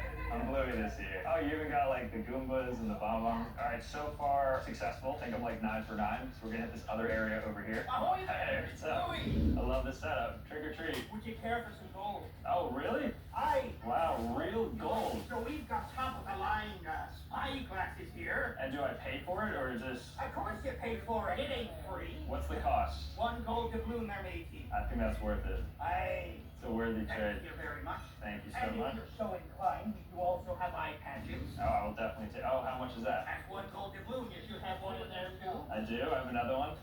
Aye. I like this. Pleasure doing business with you, mate. Thank you so much. Of Well, course. this is great. Really good job on this. You have a good day now. Thank you. All right, so trick-or-treating was a success. I was able to go to like 10 different trunks and get candy, no problem. So I'm gonna hand out some candy. So we have the entire bucket over by the car, so let's go ahead and do that. There we go. What do you like? Take as much as you like. You guys can take 3 handfuls if you want. That's the no limits over here. Okay, alright, have fun guys. Hi Avocado, cute costume. Happy Halloween. That's so cute. Happy Halloween. Go for 3 hands if you want. Oh my gosh, back again. You're gonna eat all this candy? Alright guys, so as you saw, there's officially no age limit to trick-or-treating. Even as a 29-year-old with a beard, amazingly costume, they're very accepting, it was fun. I went around to like 10 different cars. Even the event organizer, named Glenn, character name, super cool. Definitely here. A lot of fun. There's no age limit if you're like 50, 60, 70 years old by yourself. If you're 20, even 30, it seems like it's okay. Maybe you have to push things further, so there's lots of that.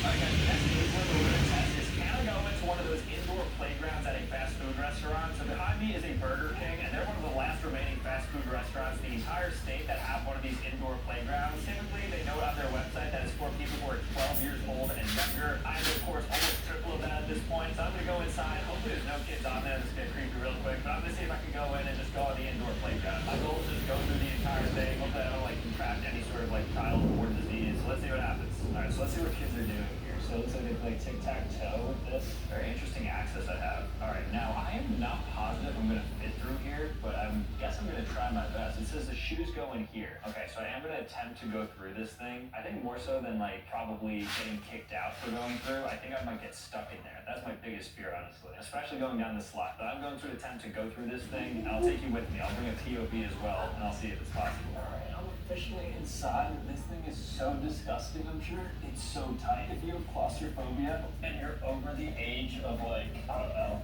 12, you probably shouldn't do this. Oh, my knees hurt. Okay, I made it to the end here, which is the slide area. I'm gonna attempt to go down. Alright, I did it, and now I feel really gross. I wonder how many kids' germs I have on me right now. But I guess there is no true limit. I mean, unless you limit yourself by respecting the rules, which is 4 to 10 years old. But I took my shoes off, so I'm happy about that. But otherwise, I guess you could technically fit through it barely. The next age limit we're going to test is a bouncy castle. So right in this box is a giant bouncy castle, but it's only meant for people up to 12 years old. I, of course, am 29 years old, so I want to see if I can get on one of these bouncy castles and what's going to happen. I think it's going to break. I'm going to open this up and blow it up. I think the weight capacity is probably like 80 pounds or so. I'm like double 2.5x it maybe. Let's see what this even looks like, because I'm kind of excited. I've never owned a bouncy castle before. I've only seen them at like fairs and stuff, and they like bring kids' birthday parties. Notably, the first thing it says on here, do not open with that. I have to really right there. Right, so I have to be super careful with this because I only really have one shot. This thing was like $300, and I would hate to break it upon opening it, because I'm positive I'm going to break it when I go. Okay, here we go. This thing is heavy, wow. So in this instruction manual, it does not say anything about the maximum age or weight limit to go on this. So I'm just going to assume that anybody can go on this, despite the fact that most bouncy castles are meant for kids. Wow, this thing is actually pretty big.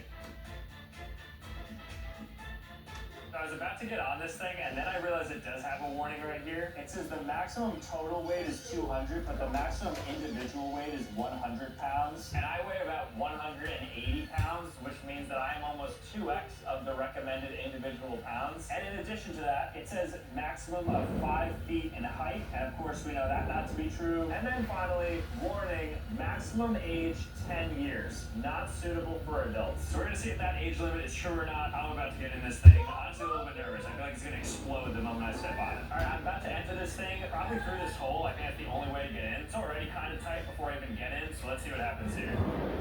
Okay, I think we're good. Oh, I'm literally taller than it. Alright, I'm having fun on my bouncy castle. I'm having fun on my bouncy castle. I'm having fun on my...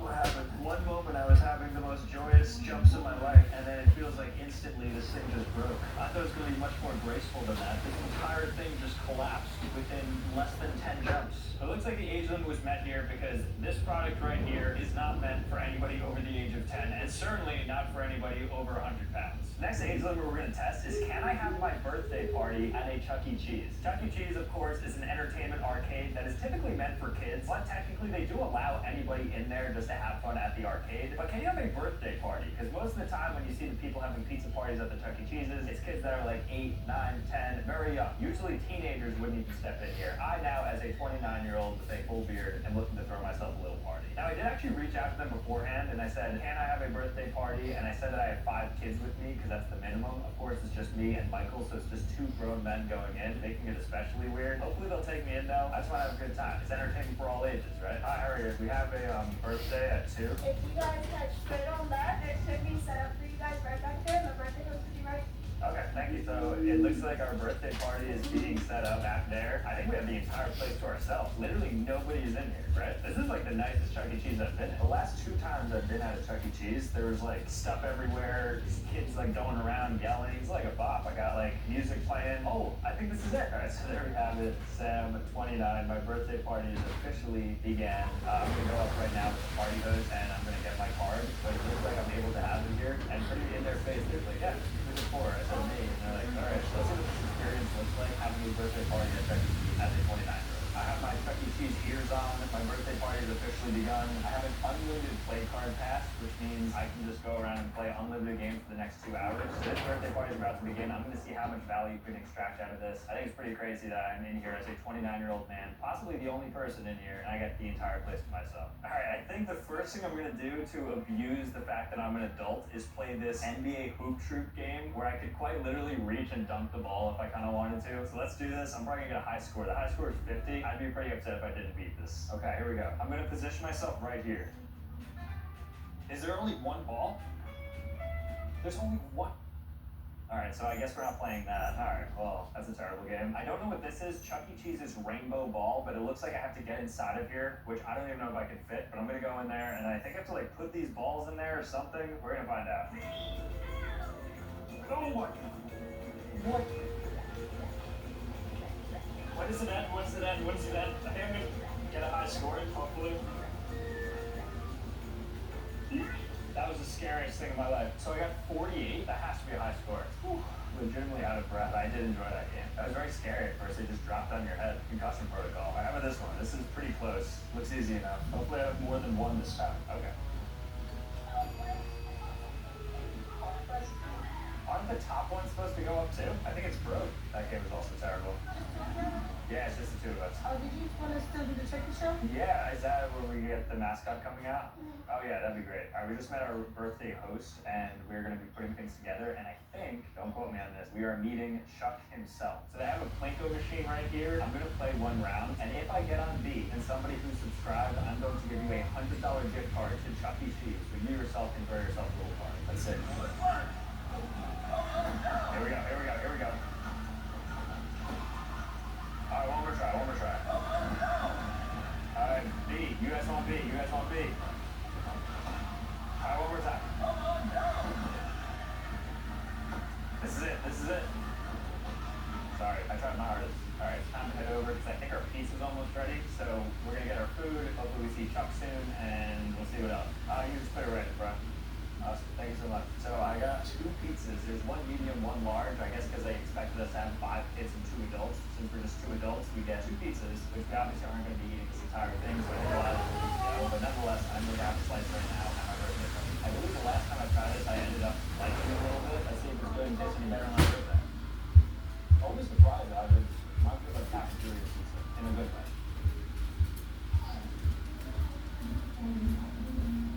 It's this.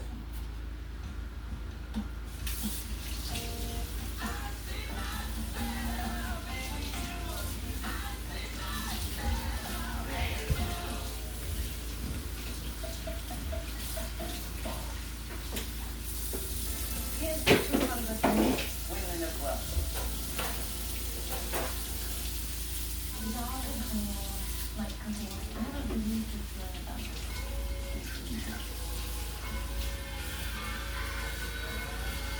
I have a really good feeling about this chicken. The house page for me is about to be rated R. On the 12th day of winter, the sheep are taking me.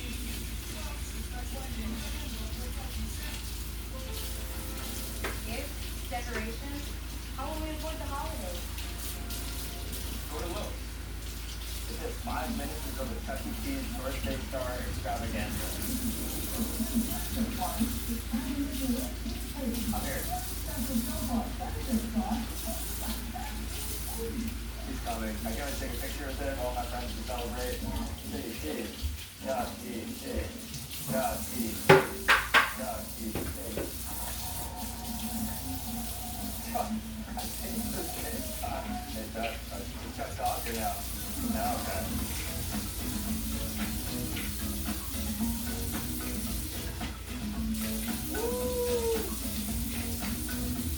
Thank you, Chuck.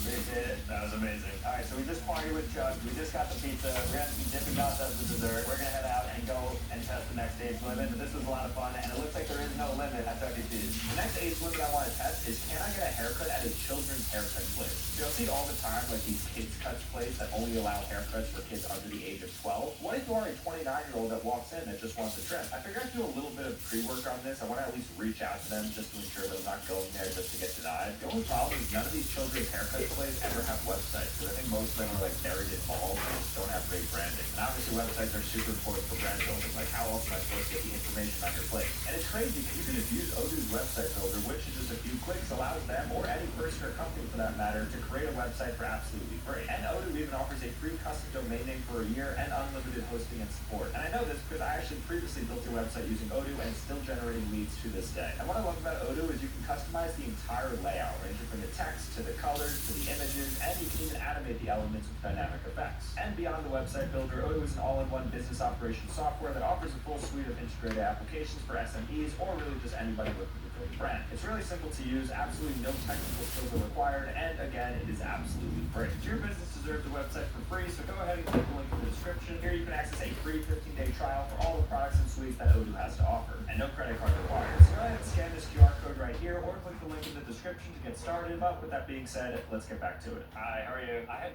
called. Am I able to just go like a quick trim on top? Awesome. I know I'm not a kid.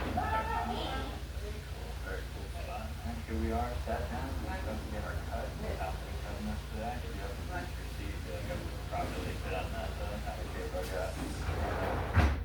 I get the material one. Am I the oldest person you've cut? No? No. Do like parents, I guess, sometimes also get the cuts? Okay. If your kid get a good haircut, they're like, right? Oh, that feels good. Feels so much that dead hair. Thank you. Yeah. Nice and clean now. Thank you again for taking me real quick. All right.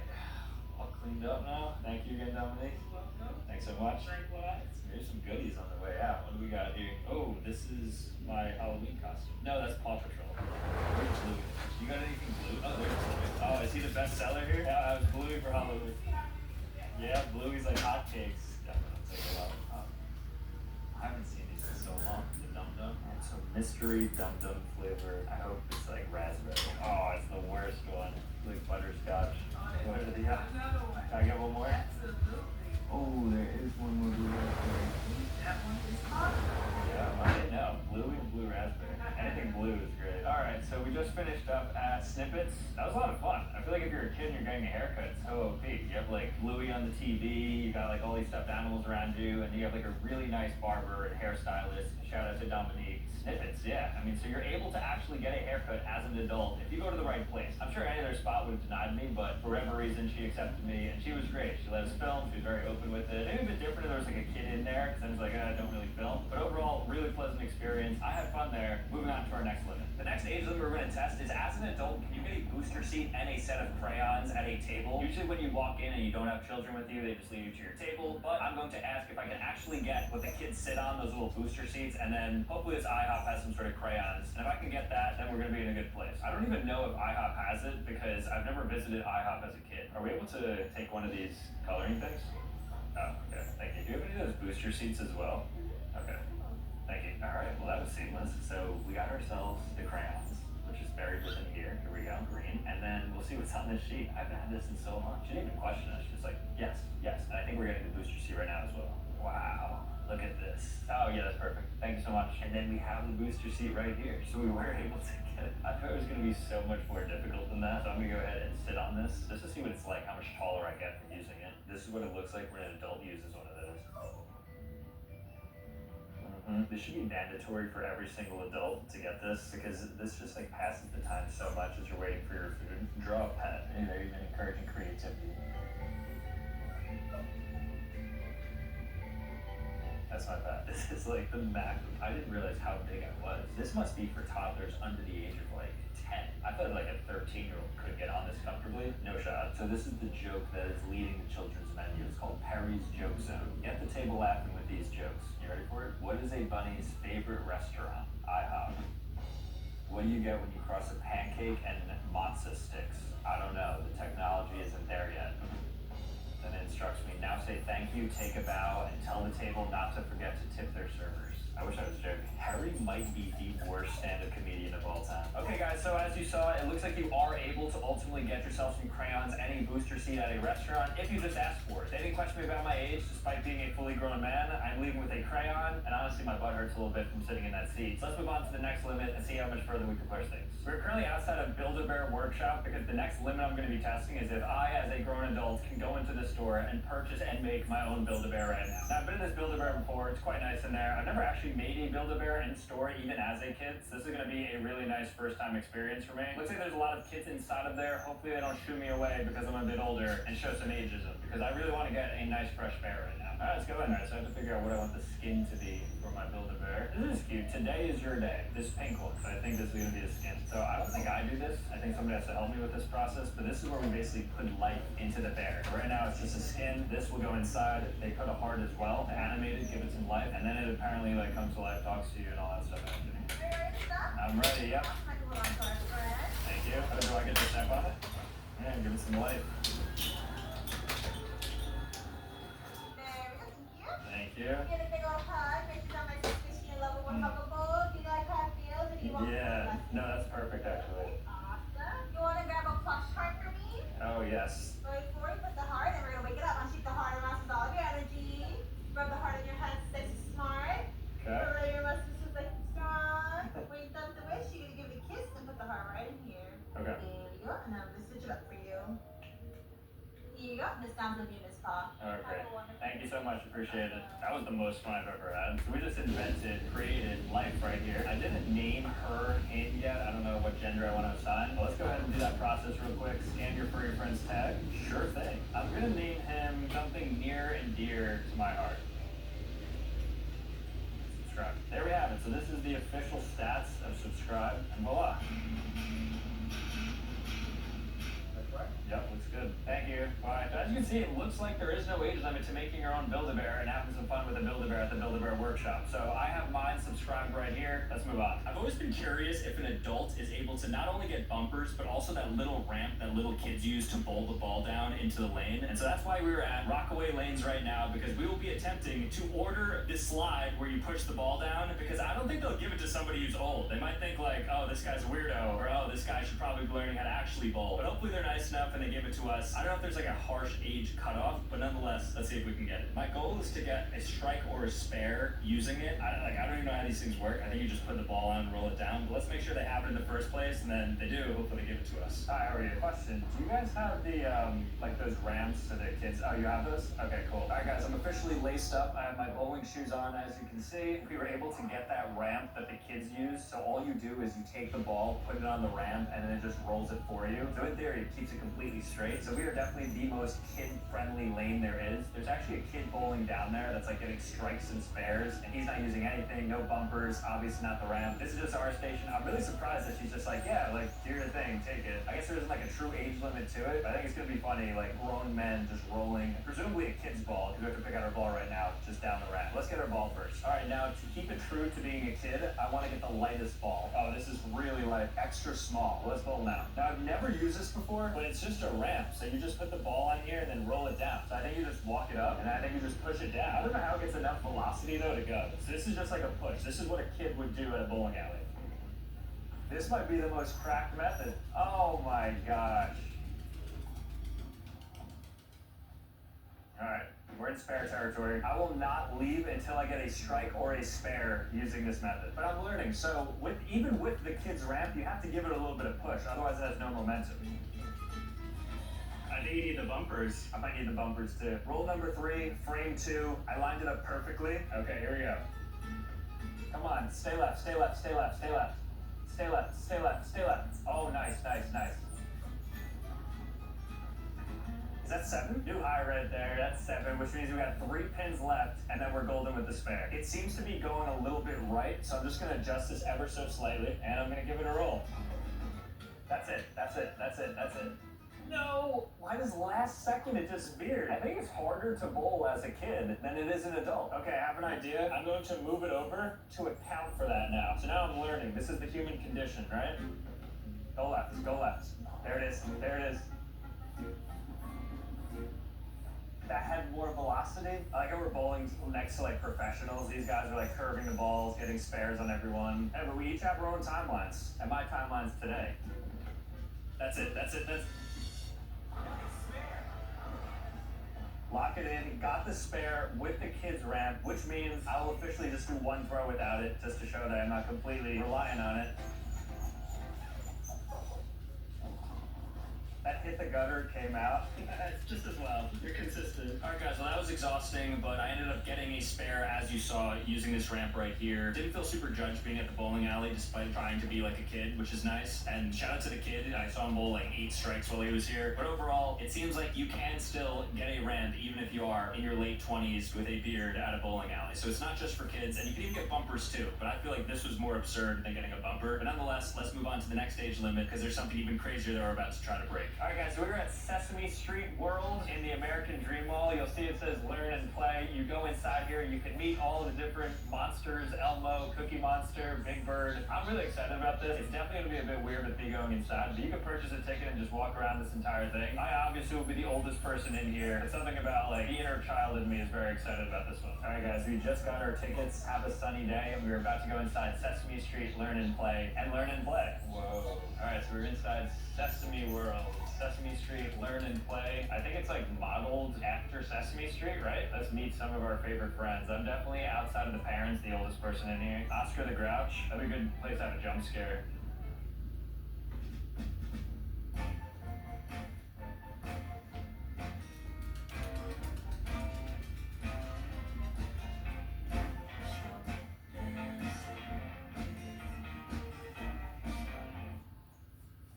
Wendy's has new chicken tenders.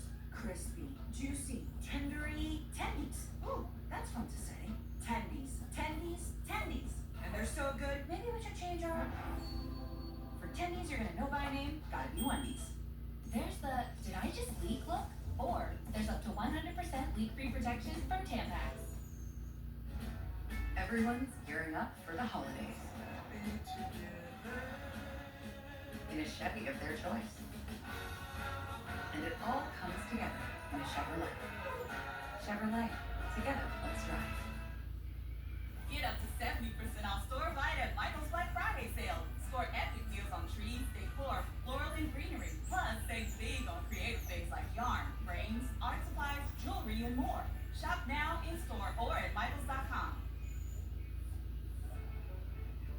Oh, my knees hurt. We gotta find Elmo. Elmo is coming out at 5 5:15, so I'm really pumped for that. Oh, this is Elmo's world. Okay, maybe he's in here. Come in and play. Here's a little mini game they have here. Look how tiny this is. Match the arrows, then push the button. Okay. What am I doing this one? Look how tiny this is. Are kids this small? I didn't realize kids were this tiny. Let me go to that one. Elmo!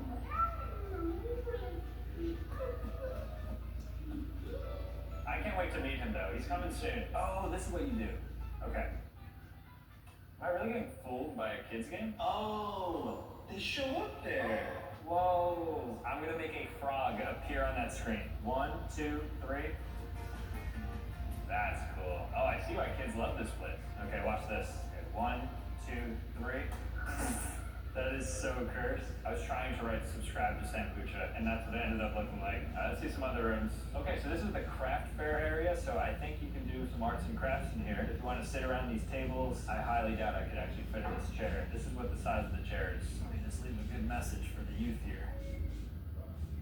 I'm going to hide this. One day, could be you, could be somebody in here, could be today, tomorrow, a year from now, somebody will find this note and they will do the action that is written on it. I'm going to hide this where all remotes go to die in between the cushions here. I don't think anyone can really see that. If you're watching this video and you go to the American Dream Mall and you pay $27 to go into the Sesame Street world and you find this, send me a picture of you holding it and I will give you $1,000. There's no way you're gonna get this though. It's gonna be gone by then for sure. So there's a theater here that has a show that's starting in 6 minutes. There's a show starting, could be Elmo, might not be Elmo, I'm not sure. I'm gonna walk inside, hopefully we can at least enter, get our seats going, and then hopefully see my favorite monster. What did I just stumble into? I'm not positive I could fit in this. No, I could easily. A lot of different musical instruments here. Stop. If I was a kid, I'd be having a lot of fun in here. This is a nice random room. You can come in here, relax a little bit, play some music, dance a little bit with the hula hoops. It's a great time. I noticed a lot of people were trying to get in though, and then I think they went in, saw that I was just like some adult in here doing it, got scared and exited. So I want these people to have a good time, so let's go to a different spot. Alright guys, bad news. I don't think I'll be able to meet my idol today, Elmo, because it says no re-entry. So once you exit, there's nothing more to be done, and he doesn't come on for another 30 minutes or so. We have other things to get to, so unfortunately, maybe I could wave to him from afar, but it looks like Elmo's a lost art for me at this point. The next age limit we're going to be testing is at IHOP because they have a 55 plus senior only menu that allows you to order things for cheats. I would just think like pancakes for $8 versus $12 because you're over the age of 55. I am not over the age of 55, but can I still order off that menu? Also, while we're here, we're also going to check whether or not I can order something off the kids menu, which according to IHOP explicitly says you have to be under the age of 12, which I also am not. Let's go inside. All right, so here's the menus right here. We have the kids menu, 12 and under for $6.69, and then the 55 plus menu, special value for guests age 55 plus. I think I can probably get the kids one. I don't think I can get the senior one. Let's say hopefully go 2 for 2 here, and not 0 for 2. Maybe they shut down both those requests. Michael's gonna order the Happy Face Pancake, which is for 12 and under, and then I'm going to order the Crispy Fish 55 plus. Oh my gosh, that is such an old person food to get. I think out of everything so far, I feel the least confident that this is gonna work. Can we do a Happy Face Pancake? And then can I do the 55 plus Crispy Fish, please? Okay, so let me ask you something. Let me explain to you something. So usually this menu is only under the 12 years old, and this is only for seniors. Are we able to just still get it? Because of the portion size, like we want it this small. I can do the standard one, Okay. It's only for seniors. Do you have the normal crispy fish? Okay. You don't have 55? I'm 55. I just turned 56. That was eventful. We ended up ordering the Happy Face pancakes. We were good on that, but then we couldn't get the crispy fish platter because we were under the age of 55, and apparently there's like ID checks and stuff in place, and they vet everything back there. So as a result, we just got the normal crispy fish platter. So it looks like you are unable to order over 55 plus menu at IHOP. Alright, so our kids meal just arrived. This is the Happy Pancake with the smiley face with the whipped cream. And then we got my normal entree of the fish and chips. As noted, we were 1 for 2, so unfortunately not successful. I don't want to take a bite of this, I want to see if it's any good. And then this is very cute. Probably the only person of the day to order this. Not the senior one, but it's definitely the fish and chips. You know, it's cut off his right eye, he's like LASIK right now. I guess it's made with chocolate batter. Brown. You kids have it so good. $6 and you got this? Enjoy your youth. Very solid. Just wrapped things up at IHOP. As you saw, one of the 2 age limits was met. I wasn't able to get to 55 plus, which honestly is good. They're taking care of these senior citizens. So they're not taking care of their kids, because we were able to finesse a happy pancake meal. It was actually quite good. It ended up charging us just the normal $6.69 for it. Love to see that for me, not for the kids, because I'm taking advantage of this pricing. So with that being said, let's push things even further and see what age restrictions we can get away with. Okay guys, so as you saw, I wasn't able to order off the 55 plus menu at IHOP, and that really motivated me because I do want to get a senior discount at some point. So it is a Thursday afternoon right now, matinee time at the AMC near me. What I'm going to do is order a ticket through my phone as a senior. I'm just going to see if the usher will let me in with a senior ticket. Also, funnily enough, the movie we're seeing is called The Senior. So let's see what happens here. I doubt they're going to let me in with the senior ticket. So just in case, I actually bought 2 adult tickets as Batman. Alright, tickets are now secured. As you can see there, this is our senior ticket for the senior. And let's see if this works. Hello. I bought an extra one by accident. You don't want it, but we can return it. Okay, sure. I did Apple Pay, but it's the same credit card on Apple Pay, so I'm guessing that's... It's Apple Pay, is that okay? No, it has to be a gift card. Okay, that's fine. Thank you, I appreciate it. So as you guys just saw, we were able to get into the theater using a senior ticket right here. I came in with 3 tickets. Like I said, I bought 2 adults and 1 senior, just on the off chance that they didn't let us in. I had 2 backups so we could get in, and they ended up refunding me one of the tickets, and I thought they for sure were going to refund me the senior one, because of course that was a mistake. They refunded me my adult ticket, which means that we actually got in with the senior ticket. You can see right here the pricing difference. This is $10.39 for the senior one, and the adult one is $11.59. So big shout outs to the AMC in Rockaway, New Jersey. We're going to go inside and watch some of this movie, but super stoked that I finally got a senior discount. IHOP didn't allow it, but AMC, they did. Now, if you've ever been to a bank, you'll know that if you are a kid, then the bank tellers usually offer lollipops to the little kids, especially if the parents just withdraw or deposit money. So I'm going to go ahead and go inside of this Chase Bank right now, withdraw some cash, and then see if I can get a lollipop as well, despite not being a child. I haven't had a lollipop given to me in years. I don't think it's going to happen, but you never know. Alright, how are you? Can I just withdraw some money? Yeah, you watch YouTube? Yeah, I like different people, yeah. Not even CGI and Oh yeah, you know it's good. It's actually for a video. We're it's like the video is testing the limits of age. So it's like we want to go to a bank and see if we can get like a lollipop. We see that you have them right here. So we're like, oh, like yeah. Alex. Oh, nice. Cool. I'll just take one. Okay. You want one? Yeah. Watermelon's good. Okay. I don't want to take your inventory. Yeah. Alright, I'm gonna take 2. Alright. Thank you, Alex. Appreciate it, man. Alright, fine. And just like that, we were able to get our money and lollipops. We actually got 3. 1, 2, and then Michael has one as well. So it looks like you can get a lollipop as an adult at a bank, especially if you're a YouTuber. I was operating off of YouTuber privilege there. That's basically when the person kind of knows what we're up to and they're more willing to play along with the bit. Nonetheless, though, they were just serving lollipops. So I guess depending on the bank, you could be an adult, you could be a kid, you could just get a lollipop yourself. But shout out to Alex, the super cool teller here at the Chase in West Caldwell, I believe we're at. Really cool guy. But let's move on to the next limit to see how much further we can push things. Alright guys, we're at Nickelodeon Universe and American Dream Mall. This is the largest indoor theme park in North America. I have no idea how, but there it is. It's all Nickelodeon themed, and notably, about half of this park is exclusively for kids. Me, not a kid. Nor am I going to adhere to any of the minimum or maximum height requirements, so I'm gonna go inside, see what rides I can get on, and hopefully it doesn't look too weird having a person in their late 20s going on some of these rides. I'm eyeing a couple good ones though. Alright, so I think the first ride I'm gonna go on is this carousel right here that's Rugrat themed. So I'm gonna try to sneak on. I don't even know if I can fit on that thing or if they're gonna let me on because it's all little kids on it right now. Let's see if I can make my way on.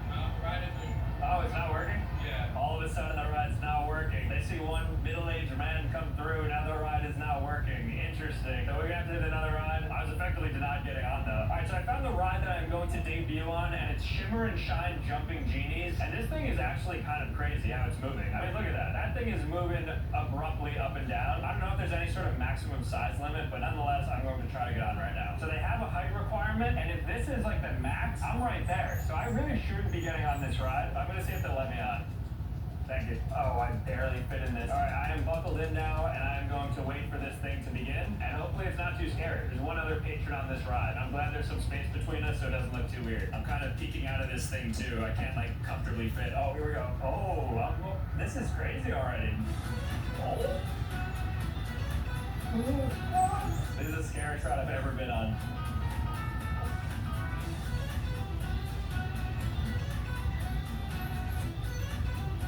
Starts to become very repetitive after a while, honestly. Jeez, it's like our 10th rotation. You really get your money's worth on here.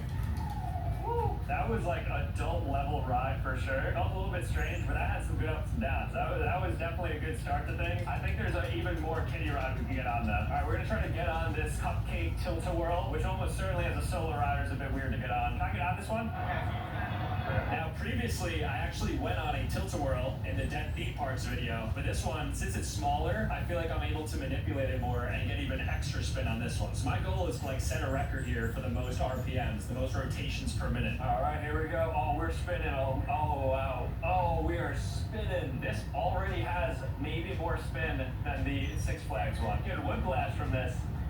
Oh, my goal is to outspin the cupcake next to me. The yellow cupcake is spinning quite well, so my goal is to outspin it. I don't know if I am, because I got 3 people. I'm just a single person. I'm getting very dizzy though. I think we're coming to an end now. My goal is to be the most spinny person. Did I achieve that? So far, nobody has given me even too many looks about riding on these kids' rides. Maybe they think I'm like a parent and there's like a nearby kid perhaps. I don't know, but regardless, I actually feel pretty comfortable here. Alright guys, that was a lot of fun going through these different age points. I think I was pretty successful on most of them. Let me know what you guys think, what your favorite part was. But thank you guys so much for watching. If you want to see more content, be sure to click here. Otherwise, subscribe where we out, and I'll see you next time. Peace. Lowe's knows the holidays mean all hands on deck. So save on the Samsung laundry combo that washes and dries in 68 minutes. And search recipes on the Family Hub Plus refrigerator for reliable appliances that lend a hand for the holidays. Shop early Black Friday deals now at Lowe's. The new iPhone 17 Pro? She said she wanted me. Well, then it's supposed to help. Good call. Get the all-new iPhone 17 Pro on us. The most powerful iPhone yet. Most expensive plan not required. You want to yeah.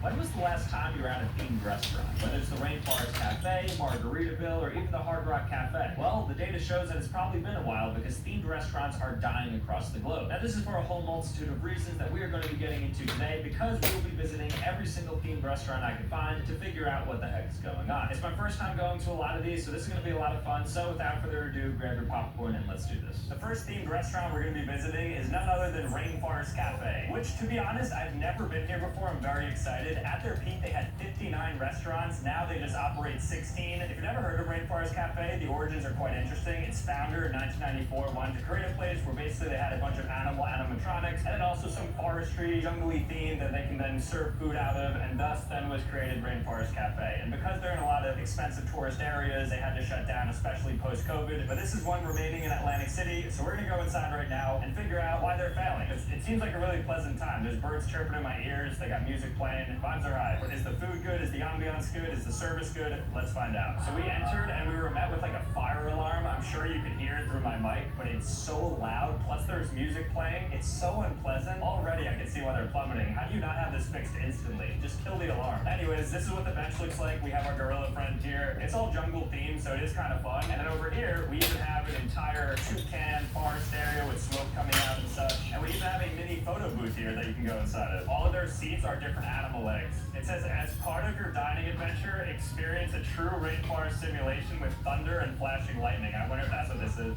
Okay guys, we just sat down at the Rainforest Cafe. The theme is very fun, honestly, to be around. We're sitting next to some sort of like waterfall fountain thing with Zeus holding up the world. We're under canopies of trees and stuff. I see gorillas, I see parrots, I see butterflies. Really good vibes. They initially had that fire alarm going off, which is just ringing in my ears. I thought it was part of the simulation of like the thunder and lightning because I've never been here before, but it ultimately stopped. We actually saw the fire chief come in, so it obviously was a much bigger issue, but they still sat us down. We are here. I'm gonna get the drinks. I'm gonna ask for their recommendation because ultimately I want to get their best food. We're gonna eat it and we're gonna decide if this place is good or not. So far though, ambiance-wise, outside of that very creepy Buddha-looking dude with the flashing lights, it looks like one of those Nickelodeon's Legend of the Hidden Temple Olmec head figures on the wall there. But this place is pretty cool. So let's await our drinks, let's await our food, and then we can form a little bit of an opinion on this place. I mean, what's good here? Like, what would you recommend? The barbecue bacon burger, or if you want chicken, then go barbecue chicken there. Alright, so I just got my drink now and I put in my food order. The waiter recommended I get the mini chicken sandwich, which is like some glazed hot honey Caribbean style rainforest themed burger. Excited to try that. We're gonna get the food and let's see if this place is any good. So far though, I'm gonna be honest, and you can tell nobody's in here, so I can see why this restaurant is suffering because just nobody's going to this place. If you're in a touristy spot that's also dying, then why did the lights just get low? I think the real simulation started.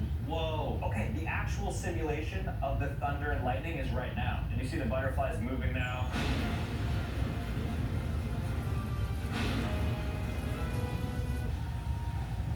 good. I think the storm has ended. That was pretty intense. Even the butterflies were moving because they were trying to get out of this. I guess it's cool. So they just do that on repeat every like 15 minutes. Okay guys, the bimini burger or chicken sandwich has now arrived. It's drizzled with hot honey and is a nice piece of fried chicken actually. It's pretty solid, pretty big. Fries, coleslaw, and a pickle. I don't know if you can pick up this sound, but there's some like, is that a monkey echoing in the background? There's some like animal noise happening that I've just picked up. They're really adding to the ambiance. There's just a lot of different sounds coming in. I will say though, it's very relaxing being next to this rock and fountains, like white noise happening, so I do like that. Overall though, good vibes. Gonna try the food out and see if this is any good. Because what is a restaurant without its food? In the best way possible, it tastes like a school lunch chicken sandwich. I don't know if it's like the buns, maybe like the breading that they're using on the chicken, but it very much reminds me of like cafeteria food. Pay $2, but then you get like a chicken sandwich. What about the fries though? They look like they're like seasoned with some like Asian maybe?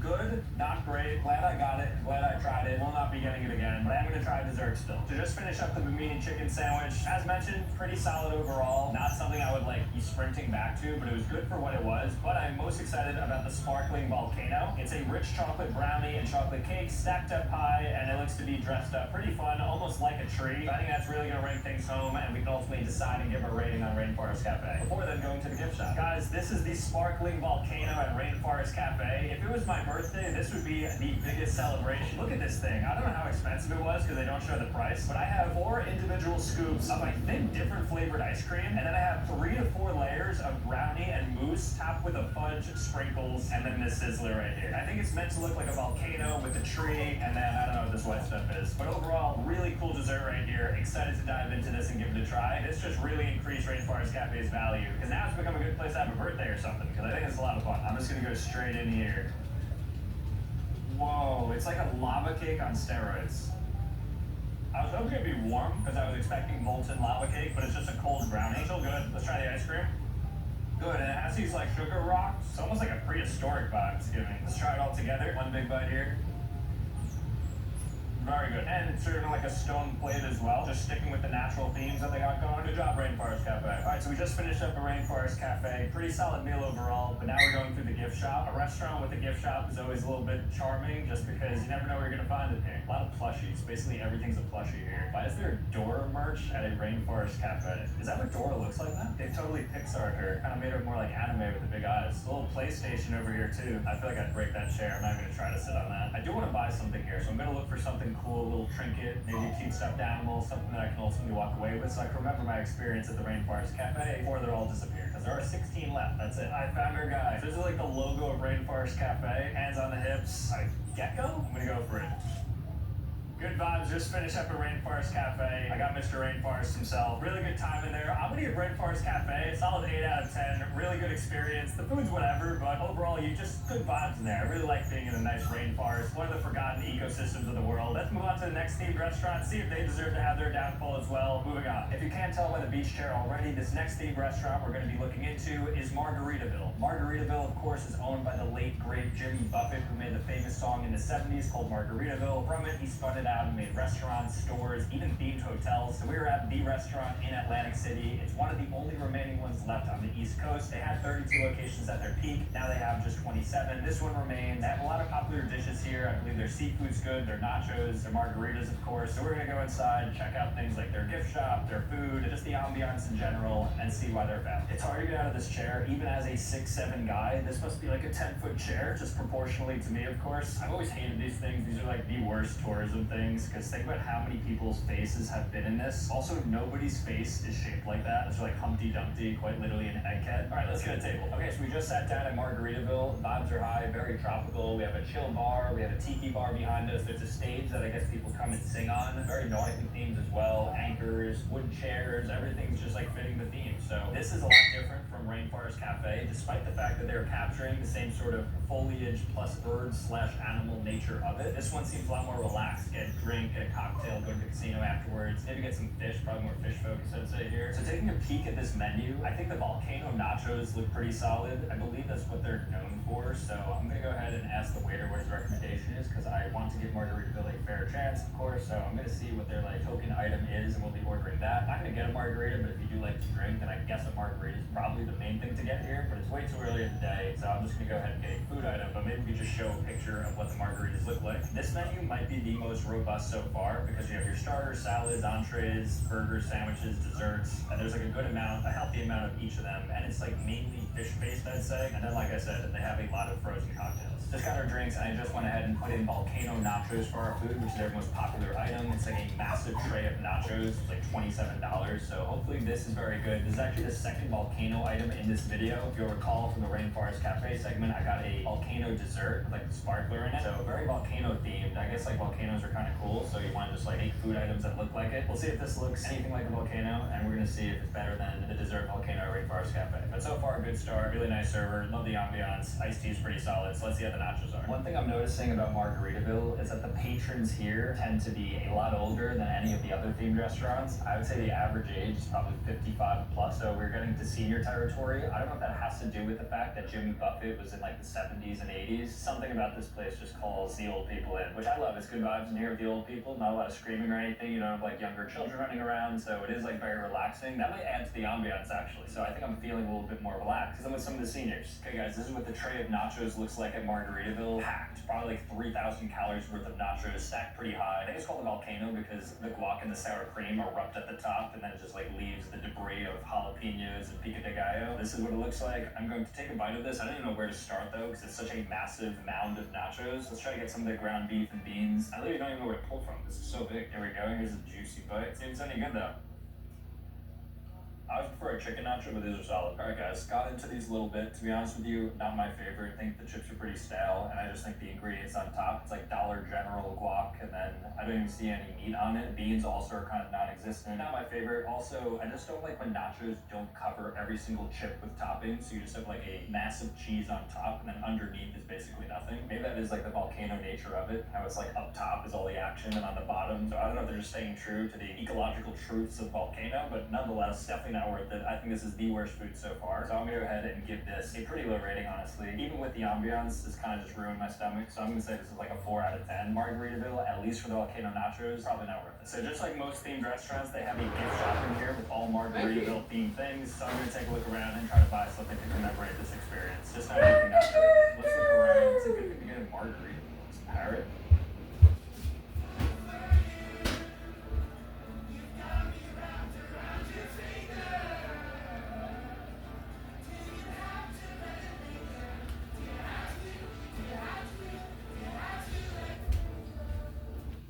Apartments.com helped me find a place I never want to leave. And neither do my friends. Search now on apartments.com. In the season of untangling lights, tying perfect bows, and countless to-dos, there comes a reward. At Carrabba's, we present the season's best. Try crisp golden mezzaluna fritte, rigatoni al forno with a confetti of parsley, rich shortbread marsala, and for the final act, chocolate peanut butter brownie, paired perfectly with an espresso martini. Savor the applause you deserve. At Carrabba's, we're unwrapping the season's best all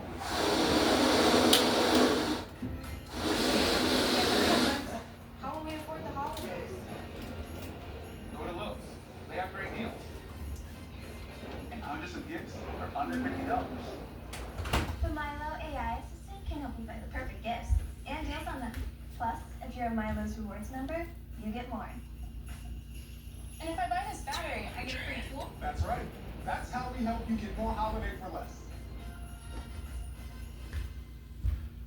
I think it's broke. We try this one. Alright, so it says press here, but none of these parrots actually have any functionality, so I think they're all either broke or they just don't want to talk to me, so I won't be getting this. Could get some glasses, or some Crocs. Oh, it's like an official Croc too. I wonder how much these are. I did not know that Croc collabed with Margaritaville. So because Margaritaville actually had the coolest gift shop by far so far, because they have an actual Crocs by Margaritaville collab, it's really cool with all the different details on it. I think it's even like a moss, so even though the nachos were garbage, some of the worst nachos I've ever had, this is one of the coolest items I've ever gotten out of a gift shop. So all in, Margaritaville as a themed restaurant plus store, I'd give it like a 7 out of 10. If we're just going for the food. We're out of that. The next themed restaurant we're taking a look at is Medieval Times. Medieval Times, there's 10 of these in the United States and there's one in Canada. And this is basically a medieval themed restaurant / experience in which you go inside and have a 4-course meal in which you get stuff like chicken, I think potatoes, corn, and some dessert, while you watch people joust on horses and an entire medieval experience. In terms of performance, revenue-wise, cost-wise, things are going great. They're not closing any locations, so there's not a true downfall, so to speak. However, there's a lot of pressure because the workers here are doing a ton of stuff, and so there's been a lot of unionization and a lot of labor concerns around it because they don't feel their compensation matches what they're actually doing. Let's go inside though and see what this is all about and whether or not it deserves to be on the chopping block. This is a packed show at 5 o'clock on a Saturday. Apparently between the 10 castles, they get 72 million visitors per year, and they're not open on the weekdays. All right, we're officially in Medieval Times, so we just went ahead and checked in, got our crowns. We're sitting at table 4, which is going to be rooting for the red and yellow knight. Hopefully that's a winner. I'm feeling good about it. The main hall is going to be behind us, but before we go in, even though the show's about to start, I just want to kind of see what's happening here, see what merch they got and things like that.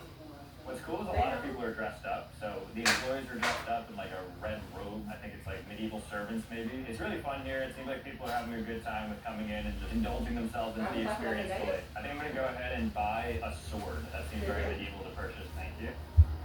Sword acquired. Personal fan of Baxter. Yeah. Oh wow. Wow, that looks so cool.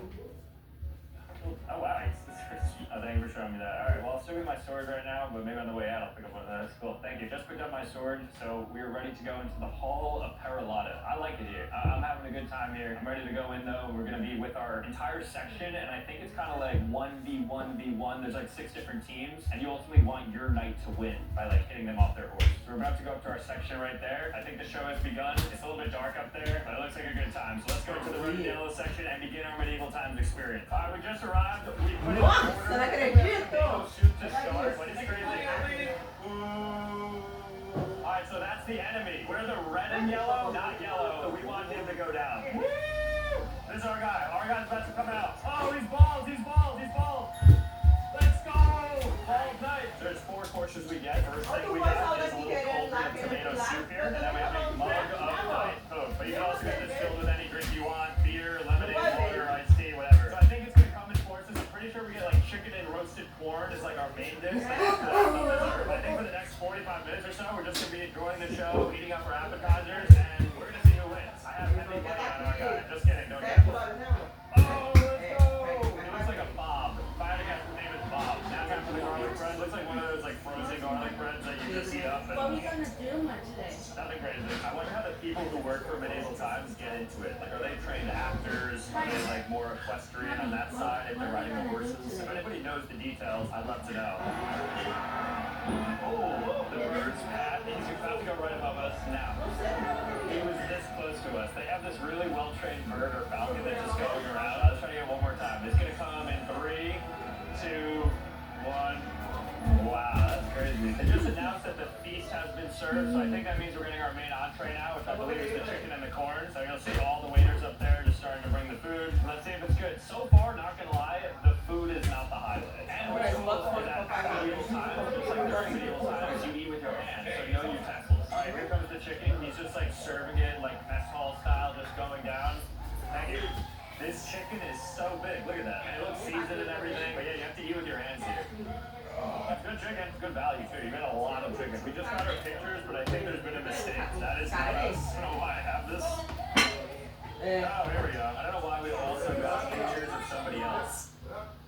Those are barbaric. The feast is now complete. We also got potatoes and corn here. It's just like a roasted potato. Just eat with your hands here. Oh, like a baked potato. Good though. I'm not a big corn fan. I think corn is one of the worst vegetables, but it's definitely corn. Oh, go here. No, he's not gonna throw it. Cover. Bob, please. No, why won't he acknowledge me? Bob, please, I'm your biggest fan. Bob, right here up. Bob. Trying to get the rose, didn't throw it to me. A little bit disappointed. I'm still gonna root for our guy there. I think the games are about to begin, so let's see if red and yellow can sneak out the win here. Our guy, red and yellow, is about to go up against yellow. Let's see if they win. Right now, they're putting down the net, which makes me believe that they're actually gonna be jousting. Kind of scary and dangerous, but let's see what happens. Oh, here we go.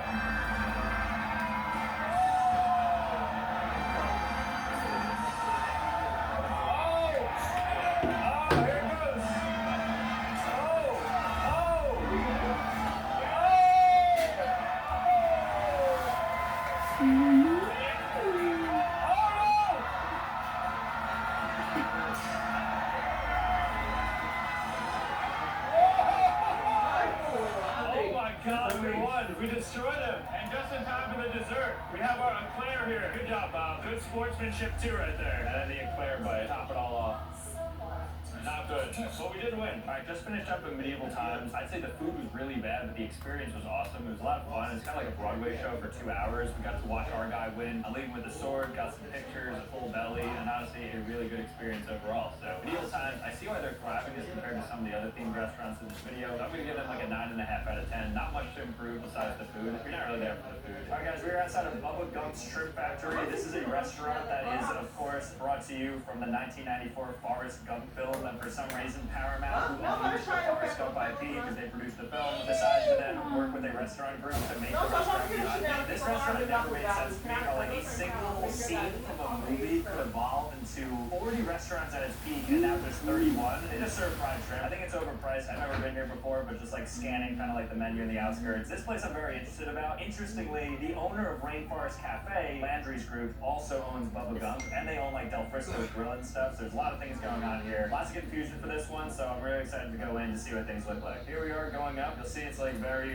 boat themed, a little bit nautical. Stadium entrance restaurant upstairs. They got their signs everywhere. You'll see this is from Forrest Gump. Okay.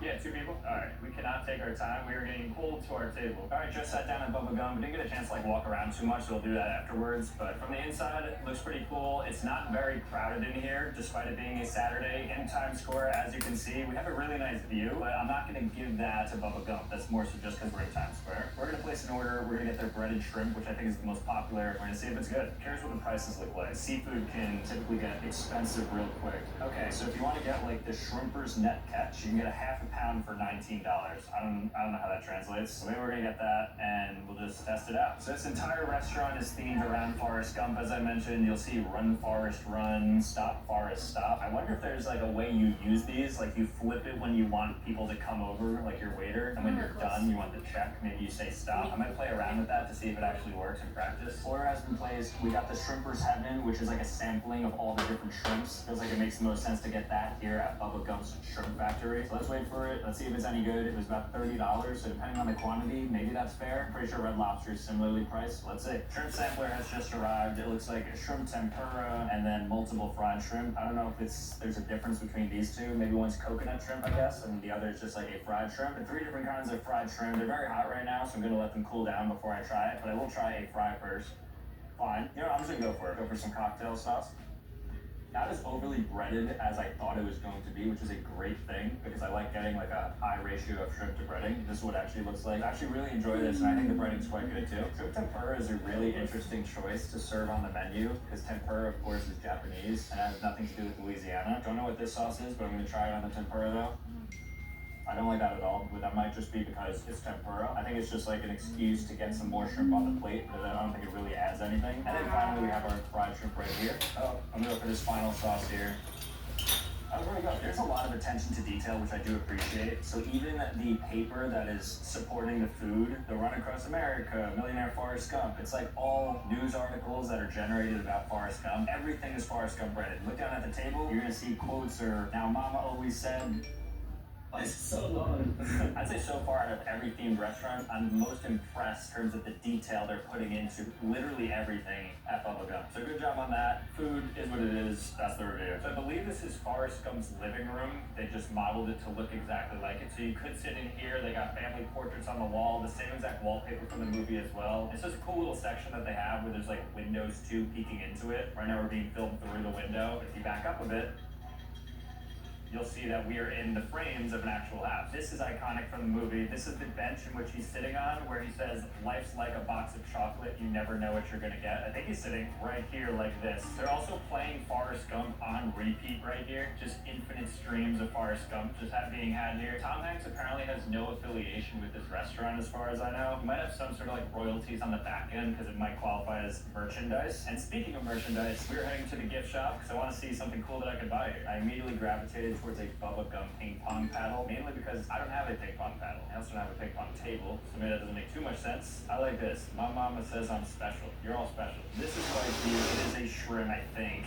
Kind of looks like a shrimp. It's the logo, so maybe I get this. If I walk away with this, I'm not upset. I'll give it to my dog Bruno, and I think it'll be a good time. So I'm gonna go ahead and purchase this. This is gonna be my memorabilia from the gift shop at Bubblegum. Let's go check out. All right, we checked out for $12, and I have this cute little shrimp. Bubblegum, good time in there. It's fun. I love myself a good themed restaurant. It's not like the greatest place on earth, but you will enjoy your time there. You'll have pretty mid shrimp. You'll have good service. I enjoy the ambiance. I thought it was pretty solid overall. And the gift shop, you get yourself a cute little shrimp. So overall, I give about a 7.5 out of 10. Nothing too crazy, but I'm just a sucker for Forrest Gump. Let's move to the next themed restaurant.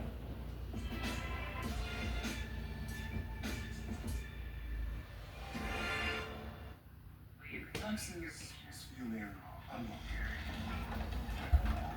Now Texas is open door to new TurboTax stores. Meet our experts. They do your taxes, so you can walk out with confidence. Now this is Texas. On the 12th day of winter, the Jeep ran into me. 12 sweets by 20.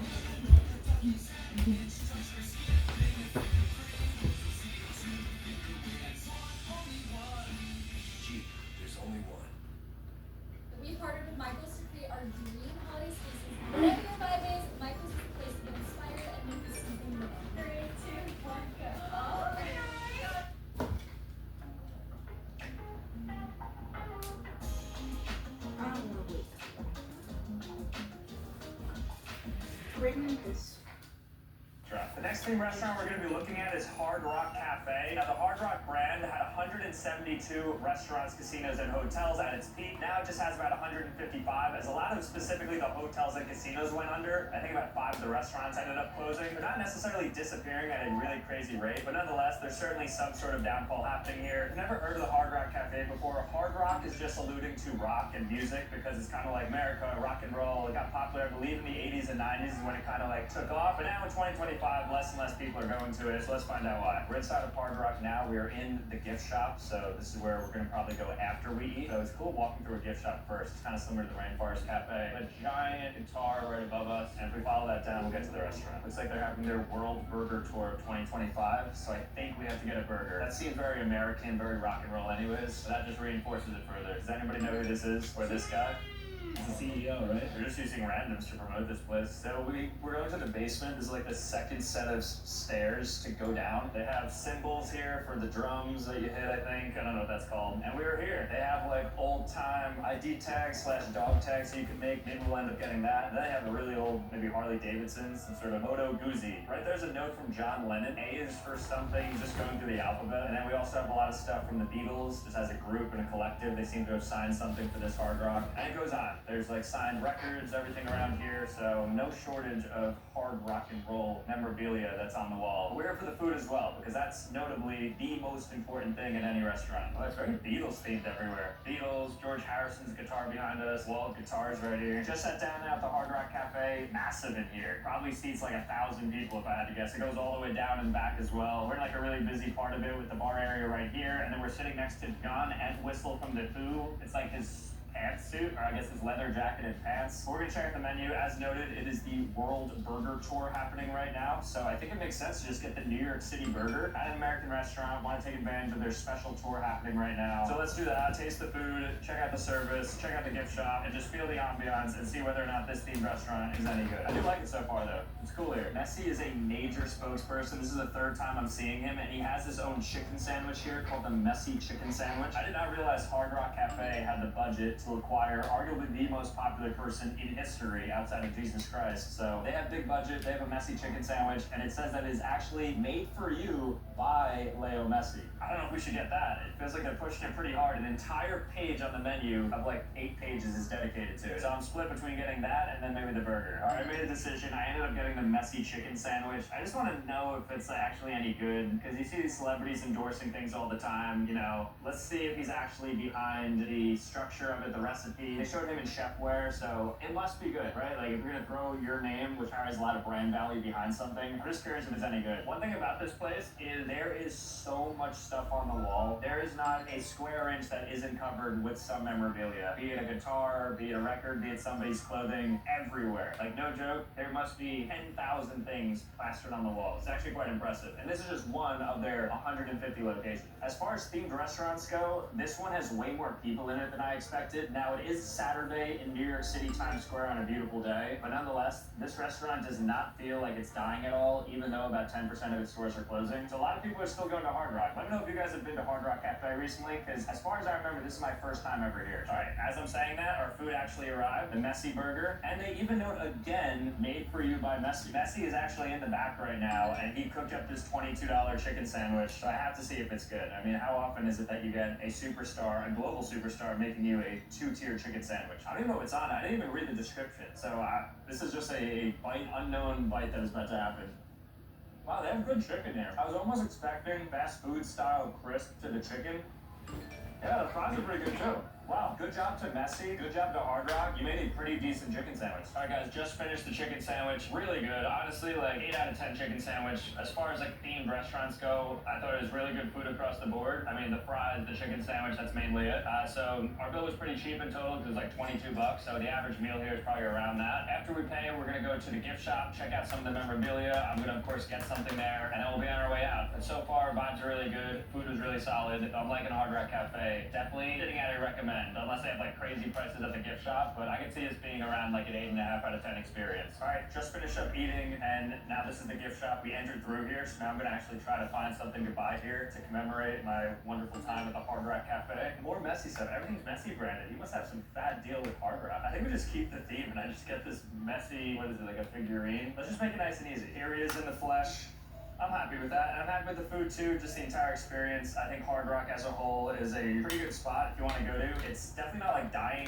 You don't feel that, especially on a Saturday in New York City. So overall, good job to Hard Rock. Pretty fair prices as well. Let's move on to the next themed restaurant. All right guys, the next themed restaurant we're looking at actually only has 3 locations left. They had 60 at one point, and this is Planet Hollywood. This is movie themed, as it notes Planet Hollywood. There's a lot of entertainment aspects, movies, celebrities, things like that. A lot of celebrities used to attend these sorts of places like Sylvester Stallone, a lot of popular actors. So we're gonna go inside. This is actually a revamped one in Times Square. This is one of the most popular ones that exists. Let's go inside and eat some food. So they actually have a 1991 menu that has 1991 pricing, which is actually really cool in 2025. I saw like nachos for like $6, so definitely want to take advantage of that. But what a steal. If you just want to eat for cheap, come here. Yeah, so they're actually playing the movie here. The ambiance is like very space-ish, I guess. Like you see some galaxy stuff. I guess that's the planet side of Planet Hollywood. They're merging planetary, I guess, stuff with Hollywood. We just sat down here at Planet Hollywood. The inside is really cool. I'm really liking the vibes of this. The staff was super nice. That guy when we came in was really pleasant. Even the person who brought us to our table was great. So we're just awaiting somebody to come and serve us. We'll get some drinks. We'll try out a couple of the 1991 menu items, and we'll get a gauge of whether or not this place should be disappearing. Because my initial gut reaction is that there should be way more than 3 in the world. So things are good so far. The game plan is I'm going to get 2 things. We're going to get one thing from that 1991 special menu, which is like $5 for an entire tray of nachos, and then their most popular item, whatever that may be. Just placed the order. We got their world famous chicken crunch, it's called, which I think is just their chicken tenders and their spin on it. And then off the 1991 menu, we got their like Texas tostadas. Figured we get something American because it's American food. Don't know what that's gonna look like. But interestingly, that 1991 menu is just like their happy hour available from 11 to 3. So it's not even like a one-time only sort of thing. Maybe for the month of September or something they're doing it. So really good deal, honestly, especially in Times Square, New York. You can get food for $5. Hopefully the quality is good. That remains to be seen. Okay guys, the food has just arrived. We have our world famous chicken crunch here in this really cool chicken shaped basket, and they look great, not gonna lie, like really finely battered and tendered. And a tostada looks like Texas style nachos with some pico de gallo. Looks really high quality, and all in it was pretty cheap. We actually just got the check, and this entire meal is $24.99, which in New York City at least is a steal, especially because this thing's only $5. So I'm gonna go ahead and take a bite of each of these. I'll let you know whether or not it's good. I really hope so, because everyone here has been great, and the inside is really cool. I'll start with the world famous chicken crunch. Okay, here we go. Visually, it looks great. Let's see taste bud. Okay, it's good. The initial bite, I was gonna say it was much better than it actually ended up being, but still like a good 7.5, 8 out of 10 as far as chicken tenders go. Just the breading is really interesting. It tastes different than a chicken tender. I guess that's why it's called a chicken crunch instead of a tender. I'll get one more, just make sure. It's just pretty. It looks good. Okay, so I do like that. Now let's try these Texas tostadas. These things are only $5. So each one of these is $1. Put some of the tomatoes on it. See how this stacks up. Yeah, I like that. It's like barbecue chicken nacho, which is fire. Really impressed with this, especially for the price. Iced tea, this, that, $25. Really satisfied with the food. Good job, Planet Hollywood. Okay, guys, interestingly, I just paid, right? It looks like Chicken Guy and Planet Hollywood are possibly the same restaurant, operating maybe the Chicken Guy Ghost Kitchen out of Planet Hollywood or something. Maybe they're getting their tenders from Chicken Guy. There's a Chicken Guy next door, the Guy Fieri restaurant, so we're gonna go ahead and go in there just to compare the tenders. A little bit of an investigation, a little side quest right here before we move on to the next restaurant. That's kind of crazy. Like, why is Chicken Guy and Planet Hollywood connected? I don't know if they have the same owner. If they do, that's also kind of crazy, equally crazy. Let's check it out. All right, we're leaving Planet Hollywood now, but of course we have to stop at the gift shop if they have one. Because every good themed restaurant has a gift shop. Just want to get a shirt or something and see what they got. All right, so far my favorite thing is this Planet Hollywood cup here. Outside of that, let's get a pin. Very American. I think we get this pin. All right, so here we are outside of Chicken Guy. I'm convinced that Planet Hollywood might be sharing the same tenders as Chicken Guy. So Guy Fieri, these might not actually be his tenders. Or maybe they are, and then he's just licensing them out to Planet Hollywood or something. Let's go inside this order some really quick tenders. Get out to see if they're the same thing and everything as one we just had. All right, we just ordered 2 chicken tenders, so I'm just gonna do a quick comparison, a little side by side to see what's happening here. Outside of that, though, Planet Hollywood, really good time, nice people, food is really solid, and pretty cheap overall as well. So Planet Hollywood, I think there should be way more of them as themed restaurants. I would give them like an actual 8.5 out of 10. Whatever turned, I mean, maybe if I'm in like a certain area with a lot of like themed restaurants, that at this point would be my choice for number 1. Finally got our chicken tenders from Chicken Guy. I'm standing next to Guy himself right here, posing with the chicken, which is pretty funny. The tenders notably do not look like the ones, not even close actually to the Hard Rock tenders. I don't know why they have the same Visa terminal or whatever it is to process payment. Let's actually give it a try, because I guess Chicken Guy is a themed restaurant. It's themed around chickens and Guy Fieri. 2 interesting themes, but let's take a bite. Actually a pretty good piece of chicken though. Guy Fieri might know what he's doing in the chicken world. It's really hard though to mess up a chicken tender. You know what, I'm gonna try the fries, because that's like a better tell of if a restaurant is good. It's a good looking fry.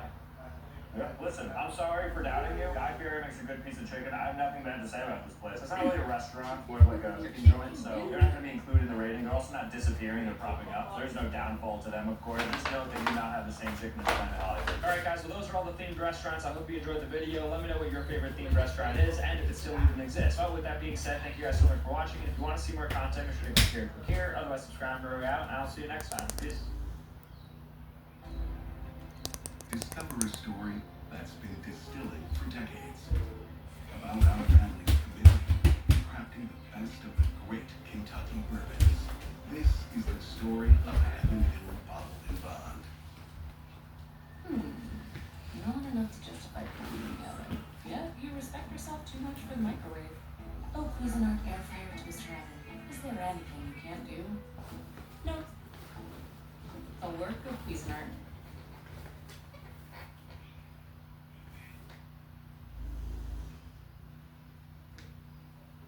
A few days ago, I was ordering food off of Uber Eats, and I came across, no joke, this image right here of a hamburger that a restaurant was using to market their item. And I thought to myself, this must be a mistake. I mean, why would a restaurant use AI-generated food to market their own food? But then I dug a little bit deeper, and I found dozens of restaurants doing this. And so our goal today is to investigate these AI-generated food items by visiting the restaurants themselves, confronting them, and purchasing the items to see whether or not they look like the AI-generated images. With that being said, we obviously have a lot to do, so grab your AI-generated popcorn and let's do this. So the first restaurant we're going to be looking at is called Pho Express Banh Mi and Bubble Tea, and this is a restaurant with 4.7 stars and over 200 ratings on DoorDash. And at first glance, when you look at their header, it doesn't look like anything crazy is going on, but when you click into the build your own pho, you'll very quickly realize that there's something going on. This is our flight. We're officially in no man's land now. We're just gonna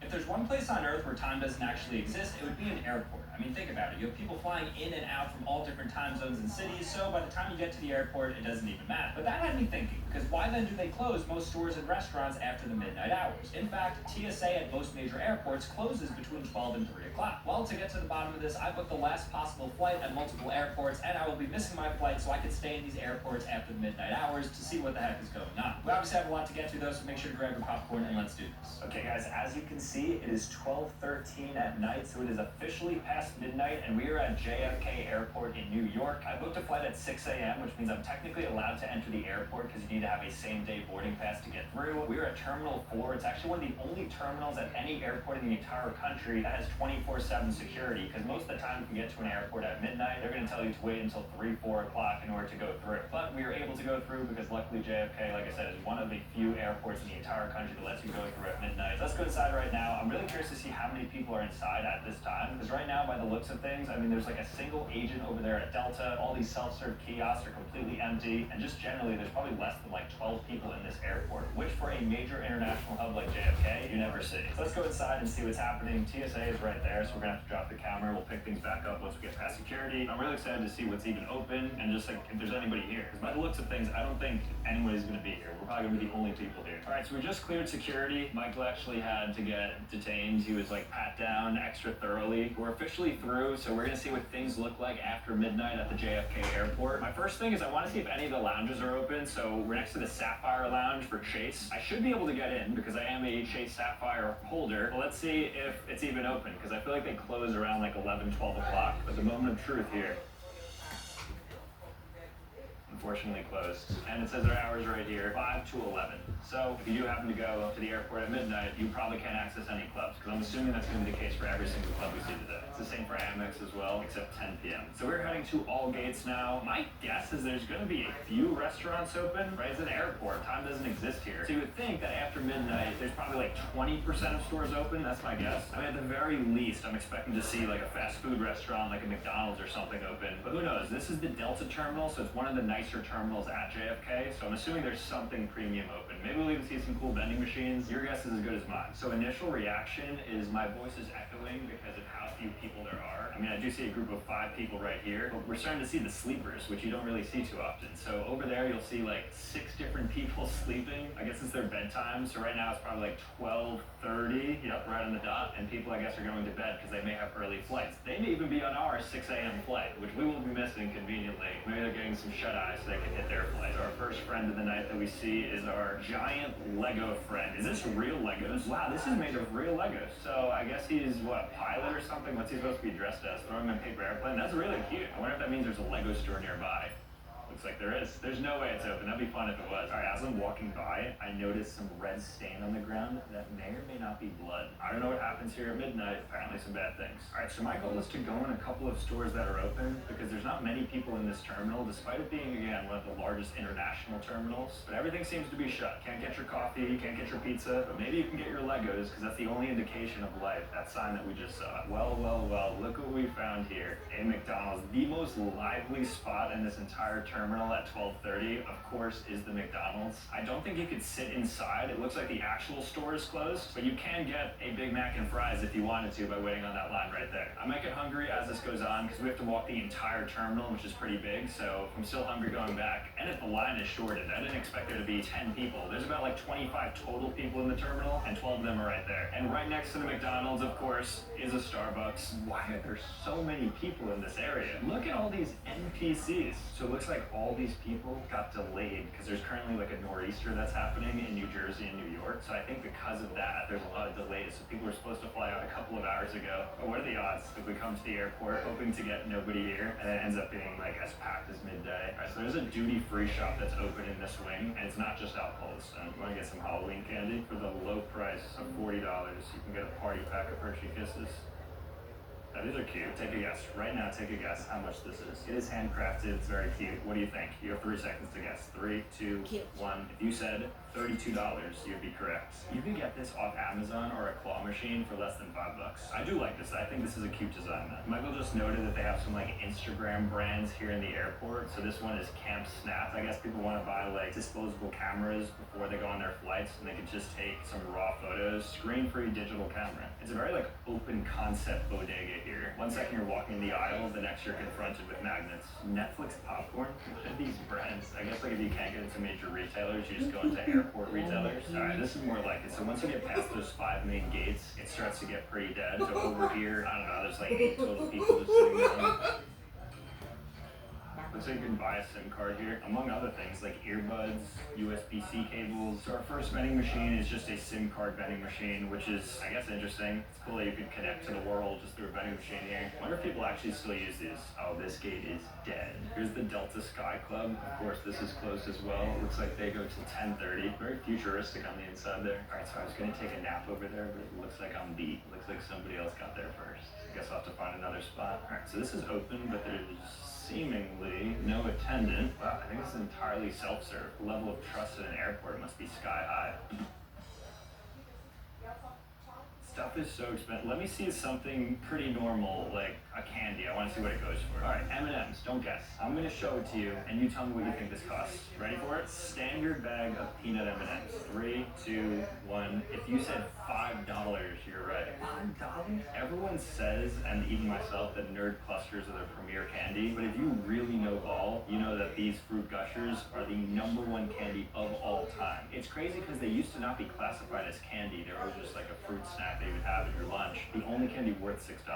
There's way more people than I thought here. There's another person sleeping. Let's check out the other wing. All right, so we found a hidden wing where there's even more gates. Ooh, what is this? So it's an airplane made out of like hangers and plastics. That's cool. Shout out to Earth. If you live there, you're lucky. All right, this looks pretty barren and desolate. Not many folk around here. You gotta bring back the word folk. The good old folk. Oh, what is this? Look at these cool vending machines here. Farmer's Fridge? I've never seen this before. Barbecue chicken chop salad. Wait, it's like a collaboration item with California Pizza Kitchen. Wait, it's kind of blowing my mind. How is there like fresh vegetables in a vending machine? They must be coming in every single day just swapping out fresh spinach and stuff. I think I have to buy one of these. This is actually really cool. Right, I don't know which one I'm gonna get, so I'm going to wait to be sold by one of these adverts right here. 49 grams of protein in a single one. Oh, all right, let's go to the high protein. Only one left. All right, it feels like this is the most popular one, so I should be getting this. Let's add it in. $14.69, like that's as good as you're gonna get. A normal salad is like $15 anywhere you go. You can even buy just grilled chicken. Why not? All right, so I'm gonna buy this, and I'm really interested in the quality of what I get here. Oh, that's a hefty. Is that a glass jar? If it's glass, I'm not even sure I can bring glass on here. No, it's plastic. Here's my grilled chicken. All right, and then just like that, we have our Farmer's Fridge salad and our grilled chicken. I'm guessing they give me a fork or a spoon because otherwise I'm out of luck. Oh, I was gonna answer it. It said like, how did you hear of us? Whenever you see how did you hear of us, always say YouTube. It helps me, it helps everybody. All right, let's check this out. In this vending machine over here, we got some interesting snacks. Dipsy Doodles, I think I've heard of those. And then I've never seen these. I think I'm gonna get these. Arizona fruit snacks. So like those 99-cent Arizona iced tea cans, I guess they make fruit snacks now too. In addition to that, if you're like a psychopath, you can purchase oatmeal raisin apple cookies from Sunmade. The demo for that must be 75 plus. Oh, here's the forks. That's a cool like area to have the forks, I guess. Okay. All right, here we go. It'd be tragic if it just gets stuck. Nice. All right, I'm loaded up with some airport-specific snacks and food. Let's dig in. All right, so first up is the Mediterranean chicken protein bowl with couscous, cucumber salad, hummus, and creamy cilantro. There's no way this thing is fresh. Smells good. This is the dressing, I suppose. And then there's hummus here. And now I'm gonna pull out just exactly what I'm looking at. Doesn't look too fresh, honestly. Just to show I'm not cherry picking either. This is your average grab here. I mean, still, I guess, impressive given that it's a vending machine, but I guess I have to mix this up now and then eat it from there. It's a little bit of manual labor, which is, I guess, to be expected out of a vending machine. It's fun. It's definitely like a good time, you know? Like if you have an hour to kill at the airport, you're gonna spend an hour putting this together. It's stimulating for the brain. Okay, so this is what the bottom looks like. The couscous, the sweet potato, the chicken. This is going raw right here for a quick bite. I'm not gonna put any of the dressing on. I'm kind of cut right now. It's not good, but I like what they're doing. I like how unique it is. I like how they're not just serving slop to people in the airport. They're trying to make them healthy. Maybe because it's the end of the day. What is the best buy date on this? 10/17/2025. What is today's date? October 13th. All right, hold on. It's crazy if they think this could stay there for another 4 days, because this salad would be completely spoiled at that point. Because even right now, I think it's pushing it. I think I'm very close to like the limit of expired beef. Change. No more eating for me. I'm like a baby. I'm filling every time I put something in my mouth. All right, and then time. Completely spoiled at that point. Because even right now, I think it's put. Which 2025. What is today's date? October 13th. All right. I like how they're not just serving slop to people in the airport. They're trying to make them healthy. Maybe because it's the end of the day. What is the Best Buy date on this? 10/17/2025. What is today's date? October 13th. All right, hold on. It's crazy if they think this could stay there for another 4 days, because this salad would be completely spoiled at that point. Because even right now, I think it's pushing it. I think I'm very close to like the limit of expired food. But the 17th is absurd. I'm gonna one more bite because I am a little bit hungry. We'll see if anything changes this time. Oh no, something definitely changed. No more eating for me. I'm like a baby. I'm feeling every time I put something in my mouth. Alright, then time for the fruit snacks here. I've never seen these before. I just told you gushers were the goat, and this thing looks really sad compared to a gusher. I thought it was gonna be like an assortment, but I guess it's just a single flavor, which I'm not even sure they tell me what it is. Mixed fruit. Okay, there's nothing mixed about this. All the colors are the same inside there. It's really hard to mess up a fruit snack, but they somehow did. All right, so Michael is gonna walk normally. We're both gonna walk at the same exact pace, but I'm gonna be using this thing, and then he is going to just be walking normally alongside. And we're gonna see if I'm like 2x faster, 3x faster. So we're gonna start the time in 3, 2, 1, go. Just normal. I think it'll be 2x. Oh, maybe 3x. Yeah, I'm walking normal.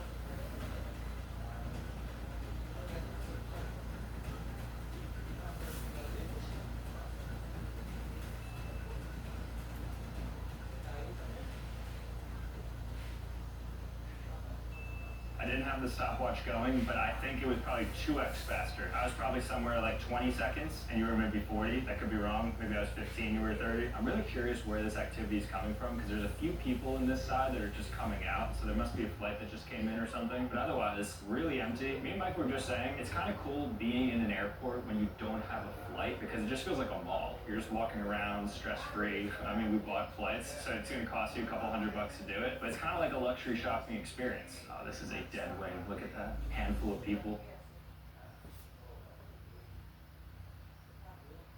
I want to find a good sleeping spot. So if you were in an airport after midnight, where would you sleep? I don't think I'd go on the floor. I'd probably just like find like a really cool looking seat. Oh, look, a Shake Shack. They should have these on sidewalks in cities. Imagine how efficient it would be to have these walking pads so that people could 2x their speed if you're going to work or something.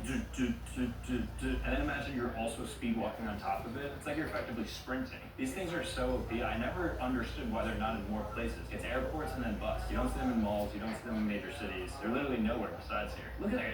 I'm walking pretty fast too. Oh. Purina helps create safe spaces for domestic abuse survivors and their pets. Say yes to this cookware set and to a delicious pre-made holiday feast for those of us too busy to cook. I'm gonna need all the mac and cheese. How many are you roasting? Just me, just me.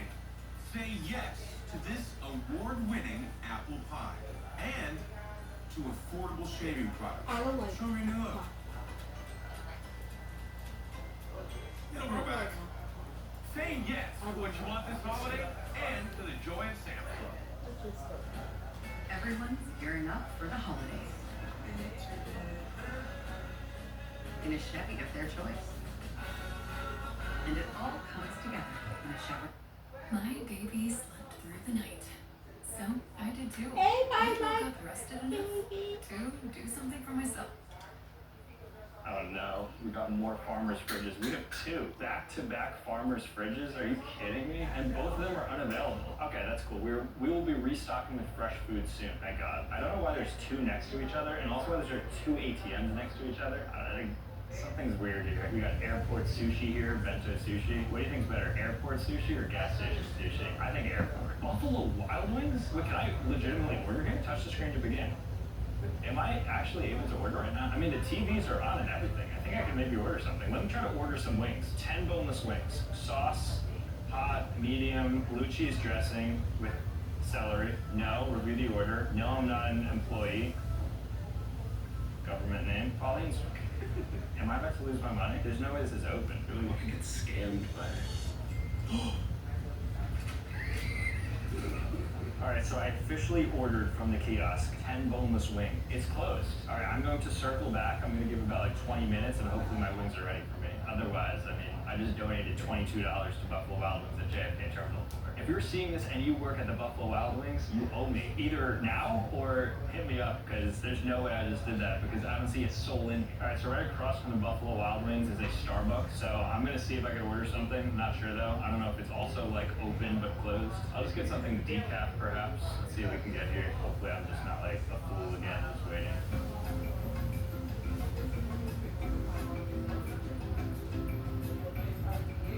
I don't think that one's working. I just got finessed twice. Buffalo Wild Wings, Starbucks. Between the time loss and the money loss. Again, if you work at any of those two establishments, please hit me up. My phone number is... and we can work something out. Alright, just to interject, I went back to check my credit card statement and I was 100% charged. That's $22 down the drain, just lost. That's almost as bad as like not keeping your money in a high yield savings account. Like as a former finance guy, it always pains me to see people keeping their money in a normal savings account earning like a 0.4% APY when they should be keeping it in Chime's high yield savings account earning a 3.5% APY, which is over 8 times the national average. And I actually partnered with Chime to break this down for you guys. I'm sure you've heard of Chime, they're the #1 most loved banking app. But honestly, everybody should have a high yield savings account as a means so you can save for certain goals, whether it's a 3 to 6 month emergency fund, an upcoming vacation, or a wedding like I have coming up next year. Well, let's break this down. So in real terms, if you had $5,000 just sitting in a regular savings account earning the national average, you'd earn up to $20 in interest in a year. Whereas if you were to use Chime's high yield savings account, you'd make up to $175 in interest. That's enough for new headphones or a pair of shoes. And to extrapolate to higher balances, you could be saving for mini getaways and larger purchases. No monthly fees, no minimum balances, so you can keep more of your money. And you can access it at any time. So it's just your money earning money. And signing up just takes a few minutes. And here's the best part. You can get up to a $350 bonus with a new Chime account. Millions already bank fee-free with Chime, so make sure to click the link in the description or the QR code right here so you can get started. Alright, let's get back to it. Okay, so we're heading to the other side of the terminal right now. So we just checked out Wing A, now we're going to Wing B. Still looking for this The Lego store is closed. Oh, I feel so misled. Please let me in. I look so cool in there too. Oh, they even have like an Empire State Building Lego set. That was legit the one thing I was looking forward to, because upon entering, they're like, oh, Lego store this way, Lego store this way. We get here, closed. At midnight, nobody's even at the help desk, so if you really need help, who are you gonna call? I have a feeling this side is going to be significantly less active. Just a gut feeling. I just don't see anybody walking this way. Everybody's walking towards us, which means that there's no activity happening there. Here's another lounge right here, the Delta One Lounge. Also closed. It smells good there. It smells like a 5-star hotel. You just walk in, you just get the scent of like rich.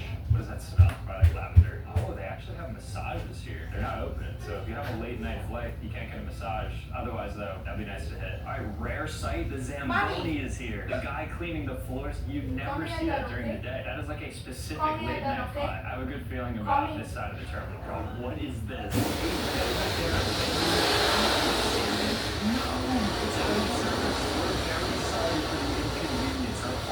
Teddy machine is currently not available. This is the one thing I genuinely wanted to purchase. I'm a big Build-A-Bear fan. I love it, and now I can't even get it. Maybe there's like a spare one to sell. Please, please, please, please. I want that bunny so badly. Oh my gosh, that is so disappointing. That is crazy that they have a Build-A-Bear vending machine. I've never seen this before. I don't even know like how this would work. I guess they just clothe the bear and then spit it out to you. But then what do they have here? A Burt's Bees. This is even hyper specific as well. So if you need to get chapstick or any sort of lotion, you can get it in here. And then moving on here, Bose headphones. Aren't these like $300? And then over here, I thought this was Target. You can get AirPods. Are those the new AirPods? I think those are the brand new AirPods. And Beats. Wow, I've never seen an Apple vending machine. So we have an Apple by Beats vending machine where you can get the brand new AirPods and then Beats Studio Pro, which are also like $500. And then what's this? Brookstone. So then just more of the same. I guess it's just competitors of just headphones and stuff like that. What is the most expensive item you can get in the vending machine here? I'm guessing it's the Beats. $469, so $470 for the Studio Pro Blacks. Looks to be the most expensive thing you can get in the vending machine. The most expensive thing I've ever seen in a vending machine. Oh my God. Yeah? Not big Delta fans here. We are in the Delta hub. I think it's because the flight was probably canceled, so a couple disgruntled passengers there. All right, we are entering another corridor here. This is another section for gates. Really empty. Like, I don't see anybody here. Maybe at the very end you see a person or two, but even over here, no gate agents or anything. It's like we have the whole place to ourselves. They really need to make more areas to sleep and to lounge. Because right now you just have these like fixed seats. How are you supposed to get comfortable? It's like you sit on these seats only to go onto worse seats when you get onto the plane. It's like they want you to be uncomfortable the whole time at airports. What's the science behind that? So you could get up, walk around, and like spend money? Maybe. Okay, so we made it to the end, and this looks to be the most dead wing of the entire airport. I don't see anybody here. Good place to sleep. Ugh.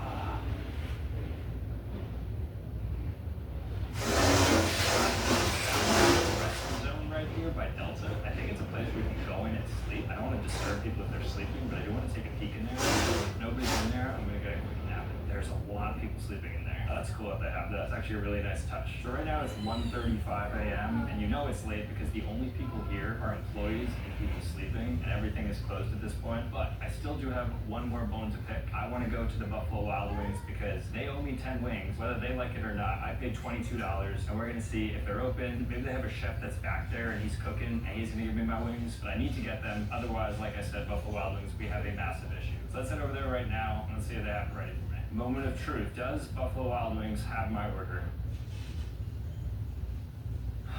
You know what I'm going to do? I'm going to leave this here, and I hope the first person who comes in feels really bad, because guess what? They did this, not me. Alright guys, so that is JFK after midnight. It's very windy and rainy right now. We're in the middle of a storm, so I'm going to make this quick, but let's move on to the next airport/terminal after midnight. We are currently at Newark International Airport because I booked a flight, the last possible flight that I could book out of Newark, a 10:30 United flight going to Rochester, New York. Joke's on United though, because I won't actually be making my flight. I'm just using it to get inside of the terminal, and once I'm in there, I'm going to miss my flight so I can ultimately explore the airport around me into the midnight hours. Our flight is literally boarding right now, and the gates are closing in 5 minutes. Not that we have to make the flight or anything, but we do have to get inside because otherwise we're gonna have invalid tickets when we try to scan through the security checkpoint. So let's go to TSA right now and let's see what the Newark airport looks like into the midnight hours. Now, to be fair, it is not 12 o'clock yet because the last flight out of Newark was 10:30 p.m. So after that, it's gonna be like 11, then 12, then 1 o'clock. So we're gonna be here into the midnight hours, but right now, what you're seeing it at isn't gonna be its peak midnight-esque. All right, so if you happen to go to the airport around the midnight hours, this is the TSA line you're gonna be met with. You'll see literally 0 people here. Like, no joke, 0 people. Pre-check, normal economy, clear, nobody here. So we're gonna go in. It's probably gonna be the quickest TSA pre-check of my entire life. Even though pre-check is pretty superior, you get in pretty quickly. I think it's gonna take less than 30 seconds. All right, so we're walking up right now. I've never seen an airport so empty. I mean, I've been on like late flights. I've like flown on red eyes and stuff, but right now you literally see 0 people. Outside of a few employees, and I actually do see 1 person. There is a single human who is flying. Maybe he's on our flight, in which case he's very late to the flight, because the flight I think is starting in 2 minutes. The gate's closed. All right, so we just got through TSA, nice and easy, probably a total of like 90 seconds maybe, which is crazy. And we're heading over to our gate right now because we're gonna watch the flight depart without us on it. We checked in for the flight, paid for the flight and everything, but of course we want to stay here longer than the allotted time. So what we're gonna do is just miss the flight and just walk around and see what we can find. Okay, so our flight is at gate C103, so we're gonna be heading there. I'm curious if they like call my name and they're like, Sam, last call, we're about to board. Sam, not me. He is not here. And I say 95% of the people we are passing are workers who I think are just done with their shift and going home. Because even if you are a gate agent, you don't really have to be here longer than 12 o'clock. All right, guys, so behind me is gate 103. This is the flight that Michael and I are supposed to go on. We entered Newark Liberty International Airport because of our boarding pass for the very flight behind me. Gates are about to close in, I think, 30 seconds. And little does he know that the 2 final passengers are sitting right in front of him in plain sight. Now, I don't know if he has a picture of me or a picture of Michael, and he's gonna be like, yo, get on the flight right now. You guys are here, you have to get on the flight. But I'm trying to lay low so he doesn't do that because I really don't want to go to Rochester, New York, because that is where our flight is booked to go. Your attention, please. No. He just said, where are you guys going? Are you going to Rochester? Oh my gosh, they're making a final call for Rochester right now over the intercom. And then that guy also said, where are you guys going? Are you going to Rochester? And we lied, we said no. Okay, so the gate has officially been closed. You could no longer board our flight. We're officially in no man's land now. We are just gonna be at the airport because we don't have a current in flight. All right, so as you guys can see, literally nobody's in this airport. So now it's time to explore a little bit. I want to see what restaurants are still open. I want to see if there's any like cool vending machines. Maybe we see some like really interesting processes like the Zambonis on the ice rinks, but they're going around the airport. This will be a fun time because right now it looks like people are just cleaning up. Like if you pan over there, you're just gonna see like a gate agent who's just cleaning up. Maybe it's a janitor. It's happening behind us as well. But let's move. Okay, so this is what things currently look like in front of me at the airport. We're at Terminal C, which is the dedicated United hub. So all United flights out of Newark go out of this terminal. And as you can see, since we were on, I'm pretty sure the final domestic flight for United, there's no more flights. The only people who will be coming into the airport at this point are people who are flying into the airport who maybe got delayed or something. They have a head spa right here that it looks like you can go just pop in and have somebody rub your cranium if you have like some pressure from the flight, but it looks like it's locked right now because you need an actual suit to do it. Oh, this is cool. Over here we have the Children's Lending Library. It's like one of those like little libraries they have. Leave one, take one. Well, I don't have a book with me, so I am going to take one though. Lele Pons? Isn't this the YouTuber Lele Pons? Finding a YouTuber in the Newark Library was not on my bingo card, but I'm glad. Let's see what she has to say. Any words of wisdom? What are the odds I get a shout out of this? She's like, oh no, I'm inspired by Sambucha. Anyways, here's the short story I ended up writing when I should be losing my... What are the odds? One sentence, and I'm getting something vulgar. Do better, Lele Pons. A lot of these restaurants still have people here because I think ultimately they're just like cleaning up from the night. Sometimes you forget. These stores close at like 10, but then they stay open until 11 because they have to obviously clean up and prepare for the next day. And they open pretty early too, so shout out to all the businesses and stuff that are inside of airports because you guys are working a lot. I think they're only closed generally from like 12 to 6. All right, what do we got down here? Ooh, we got a Dunkin'. Tell me, is that Wendy? I got jump scared by Wendy right there. I doubt Wendy's is open, but I'm pretty sure Dunkin' would be open, right? They should be like open until midnight at least. I'm gonna try my best to get a little Dunkin' treat right now. This would be a great find. What time are you open till? 24 hours? Wow, okay. Can I just get a Boston cream donut? 24-hour Dunkin'. Very cool. There we have it. Since I rented out the entire airport, I can sit anywhere I want, so I'm gonna choose to sit right here, and I'm going to... I have a really good feeling about this one. The housemaid. Can a personal loan unlock your ambitions? Oh yeah. Consolidate that debt and save money for your next goal. SoFi personal loans, low fixed rates, far up to 100K, no fees required. Gifts, decorations. I How will we think afford the holidays? Go to Lowe's. They have great deals. And hundreds of gifts for under $50. The Milo AI assistant can help you find the perfect gifts and deals on them. Plus, if you're a Milo's Rewards member, you get more. And if I buy this battery, I get a free tool? That's right. That's how we help you get more holiday for less. As a smile coach, I will put a lot of shot smiles. See, you hold them back. You wound up talking to the TSA. Sometimes extreme measures are necessary. Hold it, almost there. Good. Great work, James. That's great work. That was good as bricks right there. It's messy work. But yeah, it's worth it. Wouldn't give you the smile you love. The rest, well, that's up to you. To try my 20-hour-old airport Boston cream donut from Dunkin' at the back of Terminal C. Odds are that this is good, very low. Odds that I'm gonna take a bite, 100%. You ready for this? 8 out of 10. Something about this is hitting right now. Very liberal with the amount of chocolate they apply to this, because you're not going to win on location. You are in the back of Terminal C, so you got to win on product. The Dunkin' in the back of Terminal C, very solid. And they're 24 hours, which is great. Let's see what else is open though. Okay, I think I found a secret room in the airport. Down the escalator looks to be 2 secret gates, C114, C115. Let's go down here. I wonder, like, how do gates underground lead to planes? Think about it. All right, so these are some secret gates. Nobody's here. Of course, this is so weird being down here when nobody else is here. All right, let's go up because there's 3 other wings of this terminal that I want to check out because now we have access to the entire place with nobody here to stop us. I've never seen this before, but this is Mamava, which is like this pod. It's a privacy pod for pumping or breastfeeding, which is kind of cool. You use like the app to get in, I guess, and it gives you like a custom code. So if you have to do that in public, that's a cool spot that I didn't even know existed. So I download the app. Just kidding. The neon signs for the bathrooms make it look like a nightclub, and you got some like ambient music and stuff. But then you look, and there's nobody here. I don't know what this was supposed to be. Oh, welcome to the club. This is where one of the clubs are. Club Avolta, it's called. So it really is a club.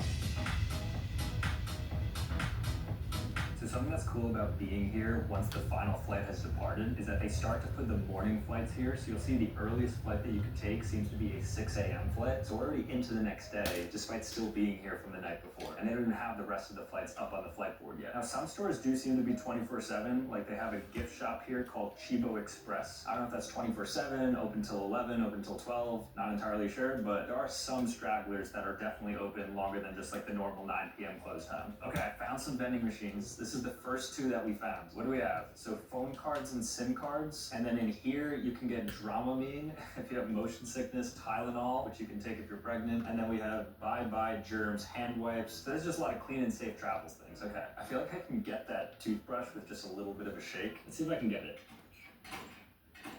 No, because it's stuck on there, the bristles. All right, I tried. Somebody's gonna get that though without paying. Maybe I'll come back to it. Ooh, I see a Starbucks here and it doesn't look closed. There's no way this is open now. If this is open, we struck gold here. I think it's open. I'm gonna get a decaf tea because it's night. I feel like caffeine at this time would be pretty bad for me. But let's get something. I didn't know it's even open. Can I get like a tall decaf tea? May I ask what you guys doing? Just like travel vlog stuff. My daughter subscribed to you. Oh, for real? Oh, tell her I said what's up. What's her name? Courtney. Courtney? Hi, Courtney. Alright, shout out to work. All right, thanks so much. All right, guys, just got the Mint Majesty tea from Starbucks. I don't think I've ever had this before. Also, shout out to Courtney. Your mom just served me at the Starbucks in Terminal C. Hello, Courtney. Wow, so this is the other wing now. So we are in the second wing of this airport. The Chibo Expresses are all open. I will give them credit. They are 24/7, 365. They are working here. It would be fun, but I would definitely probably get into cuffs if we went on to those security cars. Can't do that, though. So because we are in New Jersey, we got the big R here, Rutgers University. Shout out to all my Rutgers alumni. Yeah, just a nice big red R plastered in the middle of Terminal C here. Okay, there is yet another Starbucks. We've walked less than half a mile. I have one in my hand right now. Let's see if this one's open. There's no way there's two 24/7 Starbucks within walking distance. There is. This area, there's not even a worker. This is just completely dead. So this wing of the airport, as we're getting to the back of certain wings, less and less people obviously are here. There was at one point a group of people coming in, so there must have been some inbound flight that landed. But outside of that, I mean, you guys say it. Very cool though. I'm actually having a really fun time walking around here. I want to find a spot that I would sleep at. This actually looks like a great area. So this area has nobody in it. It has a really good view. You see the big Boeing 37 Max, so I feel like it would be solid. So kick your feet up here. Okay, it's very uncomfortable. Immediately regret doing this, but you get the idea. At least I have a cup holder right here. Just imagine it was comfy. I'm just sleeping like this. How long has it been? 5 a.m. Ready to work? Oh, all right, let's keep going. Some gate agent is boozing because we found an alcoholic drink right here. C-125 United. Whatever gate agent was there, sobriety test on me. No, I'm just kidding. I don't want that person to be in trouble. That's probably from like a patron. This is a very strange backrooms-esque area of the airport now. Why is there just random 10 chairs right here? Assuming this is always closed, why would you ever choose to sit here?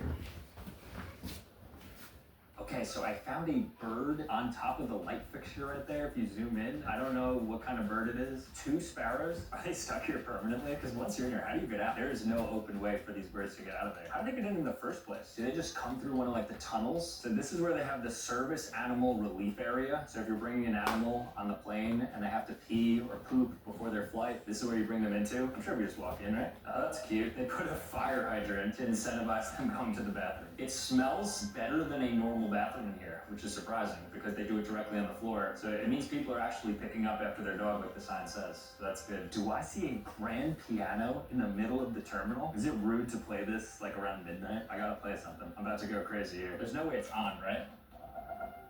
Wow, maybe a little out of tune or something?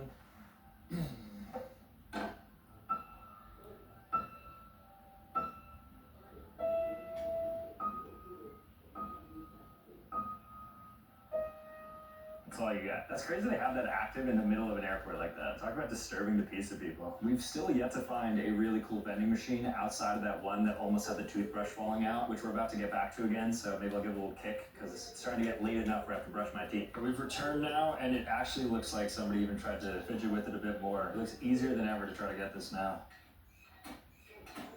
And just push it back in. All right, we are now entering the final wing of Terminal C. So this is 3 out of 3 now. Continues to be dead here, but we're gonna look around if there's anything interesting. We are gonna capture it and we're gonna look at it because this is a lot of fun. I think this might be the largest wing of all 3 of Terminal C. There's also some really cool restaurant fronts here that I wanna take a look at. We got Riviera, we got the Global Bazaar, which is like a marketplace of all different types of foods. Which I guess if we walk into, which we can, because we're not restricted by anybody, we have some fresh sushi right here. Oh wait, is this overnight sushi? Do you think I'm able to buy this? It says pay at the nearest self-checkout. Should I get midnight airport sushi? Is that crazy? I don't know how long this has been sitting here, but how much is this? $28. Never mind then. So if you're a foodie, this would be the best area for you because there are a ton of different restaurants here and they look quite nice. Oh, the Zamboni. What did I say earlier? We're gonna see a Zamboni that cleans the airport floor. And there it is. Those things are so cool. My dream is to be a Zamboni rider for the ice. We're now gonna try to cross over into Terminal A, which is the newest terminal for Newark. This one is also for United and a couple more airlines. And that one's beautiful. So there is a shuttle that seems to be running this late. So we're gonna hop on it and we're gonna see if we can make a nice easy transfer there. It's like we're unlocking a new map right now. And it's the newest, best DLC map as well. Terminal A,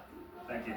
Appreciate it. All right, let's get on. Let's board this and go to Terminal A. I get the best seat in the back. Wow. Entire airport transfer shuttle to ourselves. It feels like we're flying private at this point. Private terminals, Starbucks open, private shuttle services. Everything seems like a la carte, bespoke, made for me because nobody else is here. So in theory, the people working are only working for the few. And since I am the only person here, and Michael, we're getting the royal treatment here. All right, guys, so we made it to Terminal A. We are now here. I'm excited to see this one after midnight because this one is brand new. They're probably gonna have a lot of cool vending machines, hopefully a lot of stores that are open, or maybe nothing, which is also equally cool because during these late hours, oh, I mean, look at this, already so beautiful. And then looky here, we have Guy Fieri's Flavor Town. I really want to eat here, but it's closed. Oh, there's Guy himself. Yo, Guy, can we come in? He clocked out though, he's not working now. All right, let's go in a bit. Here's a Lego lounge that's closed, but they're still running on the TV, some like Lego YouTubes.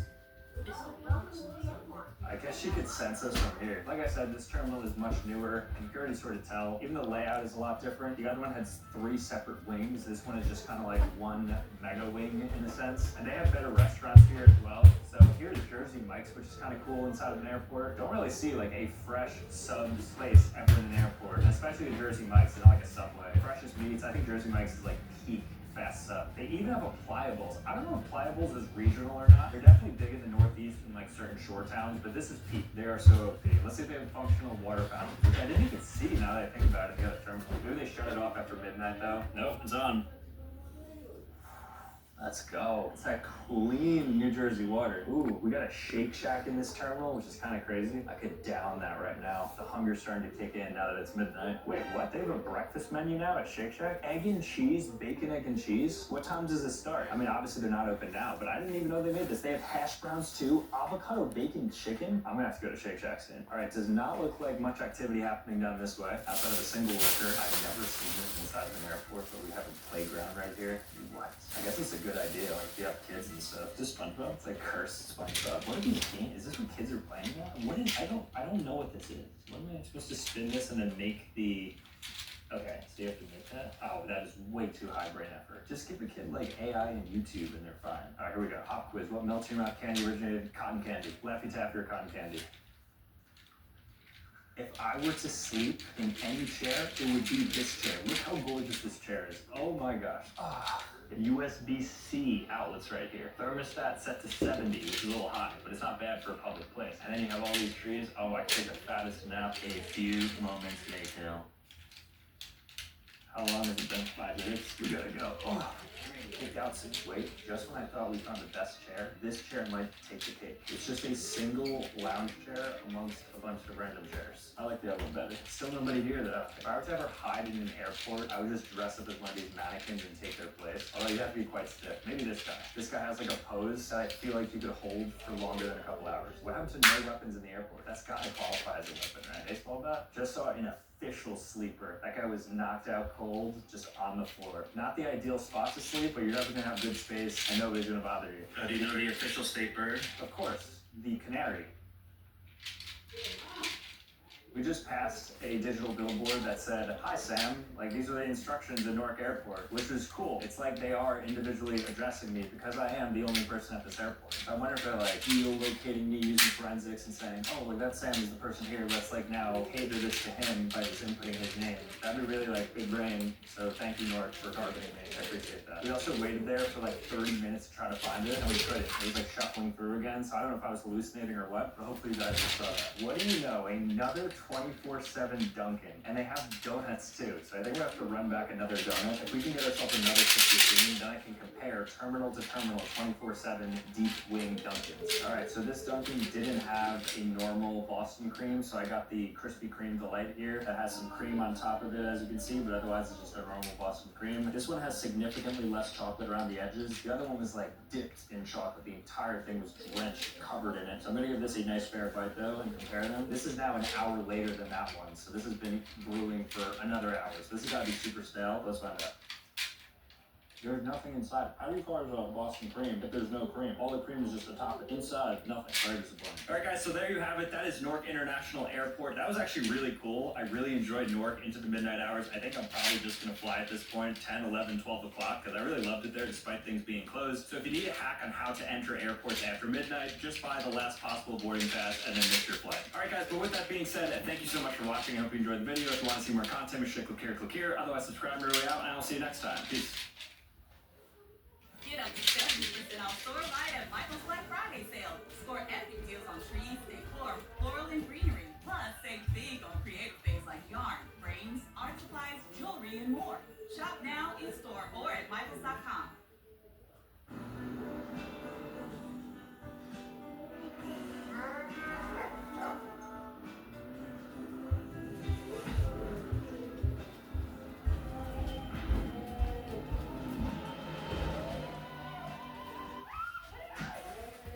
Should we give him?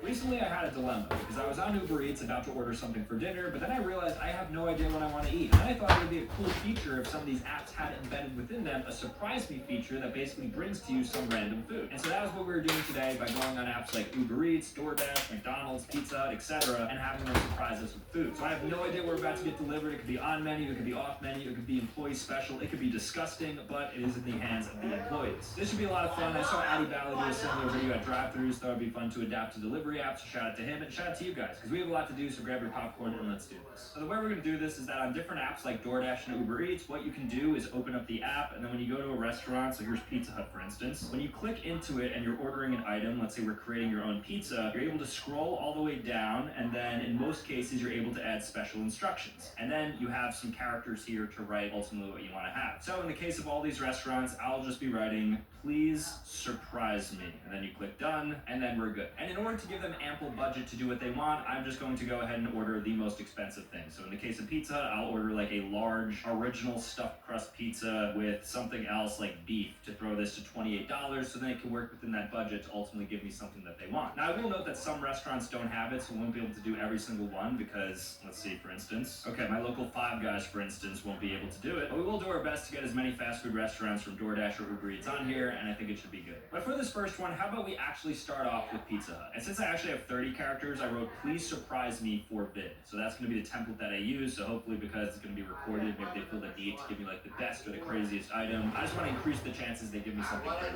So I'm going to put this order in and let's see what I ultimately get. Alright, so the pizza has finally arrived from Pizza Hut, but now it's time for the moment of truth, because what do we have inside of here? Did the Pizza Hut people actually surprise us? 3, 2, 1... What? So I don't know exactly what this is, but it's like a flatbread. This is not stuffed crust. It is as thin as paper. I did not expect to get something like this, I'm going to be honest with you. But I guess you don't judge a book by its cover. So let me go ahead and give this a bite now. Maybe like barbecue bacon flatbread? It doesn't taste that good, but I am happy that the employees surprised me. But it looks like it surprised me with their worst pizza. Oh, I don't like that at all. So I got a flatbread barbecue bacon pizza from Pizza Hut. I almost wish I just got the beef stuffed crust. I am very happy that they accommodated our request though, so big shout outs to Pizza Hut. Oh, how did I miss this? There's another Pizza Hut item. What do we have in here? What could this be? Quite hard to open.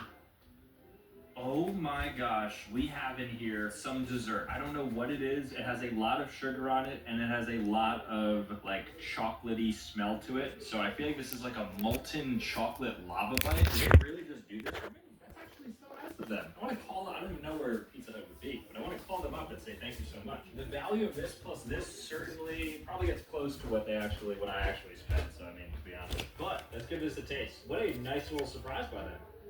Okay, so it is what I suspected. It is like a molten chocolate lava bite. Really solid. I mean, I wouldn't eat a bunch of these because I have so much food that I have to eat. But overall, really big shout outs to Pizza Hut for giving me this surprise dessert. I didn't know that they were doing this. All I said is it's order big, please surprise me. I gave them a budget to work with. I ended up getting a pretty disgusting pizza. These desserts are really cute. Very thankful. So in terms of Pizza Hut, I have to give them a 6.5 out of 10. If the pizza was a 2, those bites were about a 6, but the fact that they even accommodated and gave me something extra like that is really nice. So shout out again to Pizza Hut, 6.5. Next up, we have none other than McDonald's, one of the most popular global food chains. And for this one, I just ordered a Big Mac meal with a medium fry and an unsweetened iced tea. And I told them to surprise me. So hopefully they change the order completely, or maybe they just throw in a surprise. We're gonna see what happens. In total, though, I gave them about $15 in budget to work with. So I feel like they're gonna be pretty busy, McDonald's, so I don't expect them to comply, but nonetheless, I put in the request, so let's see. Alright, next up we have McDonald's. The bag has just arrived here, and it is time to do the unboxing. First up, I asked for an unsweetened iced tea.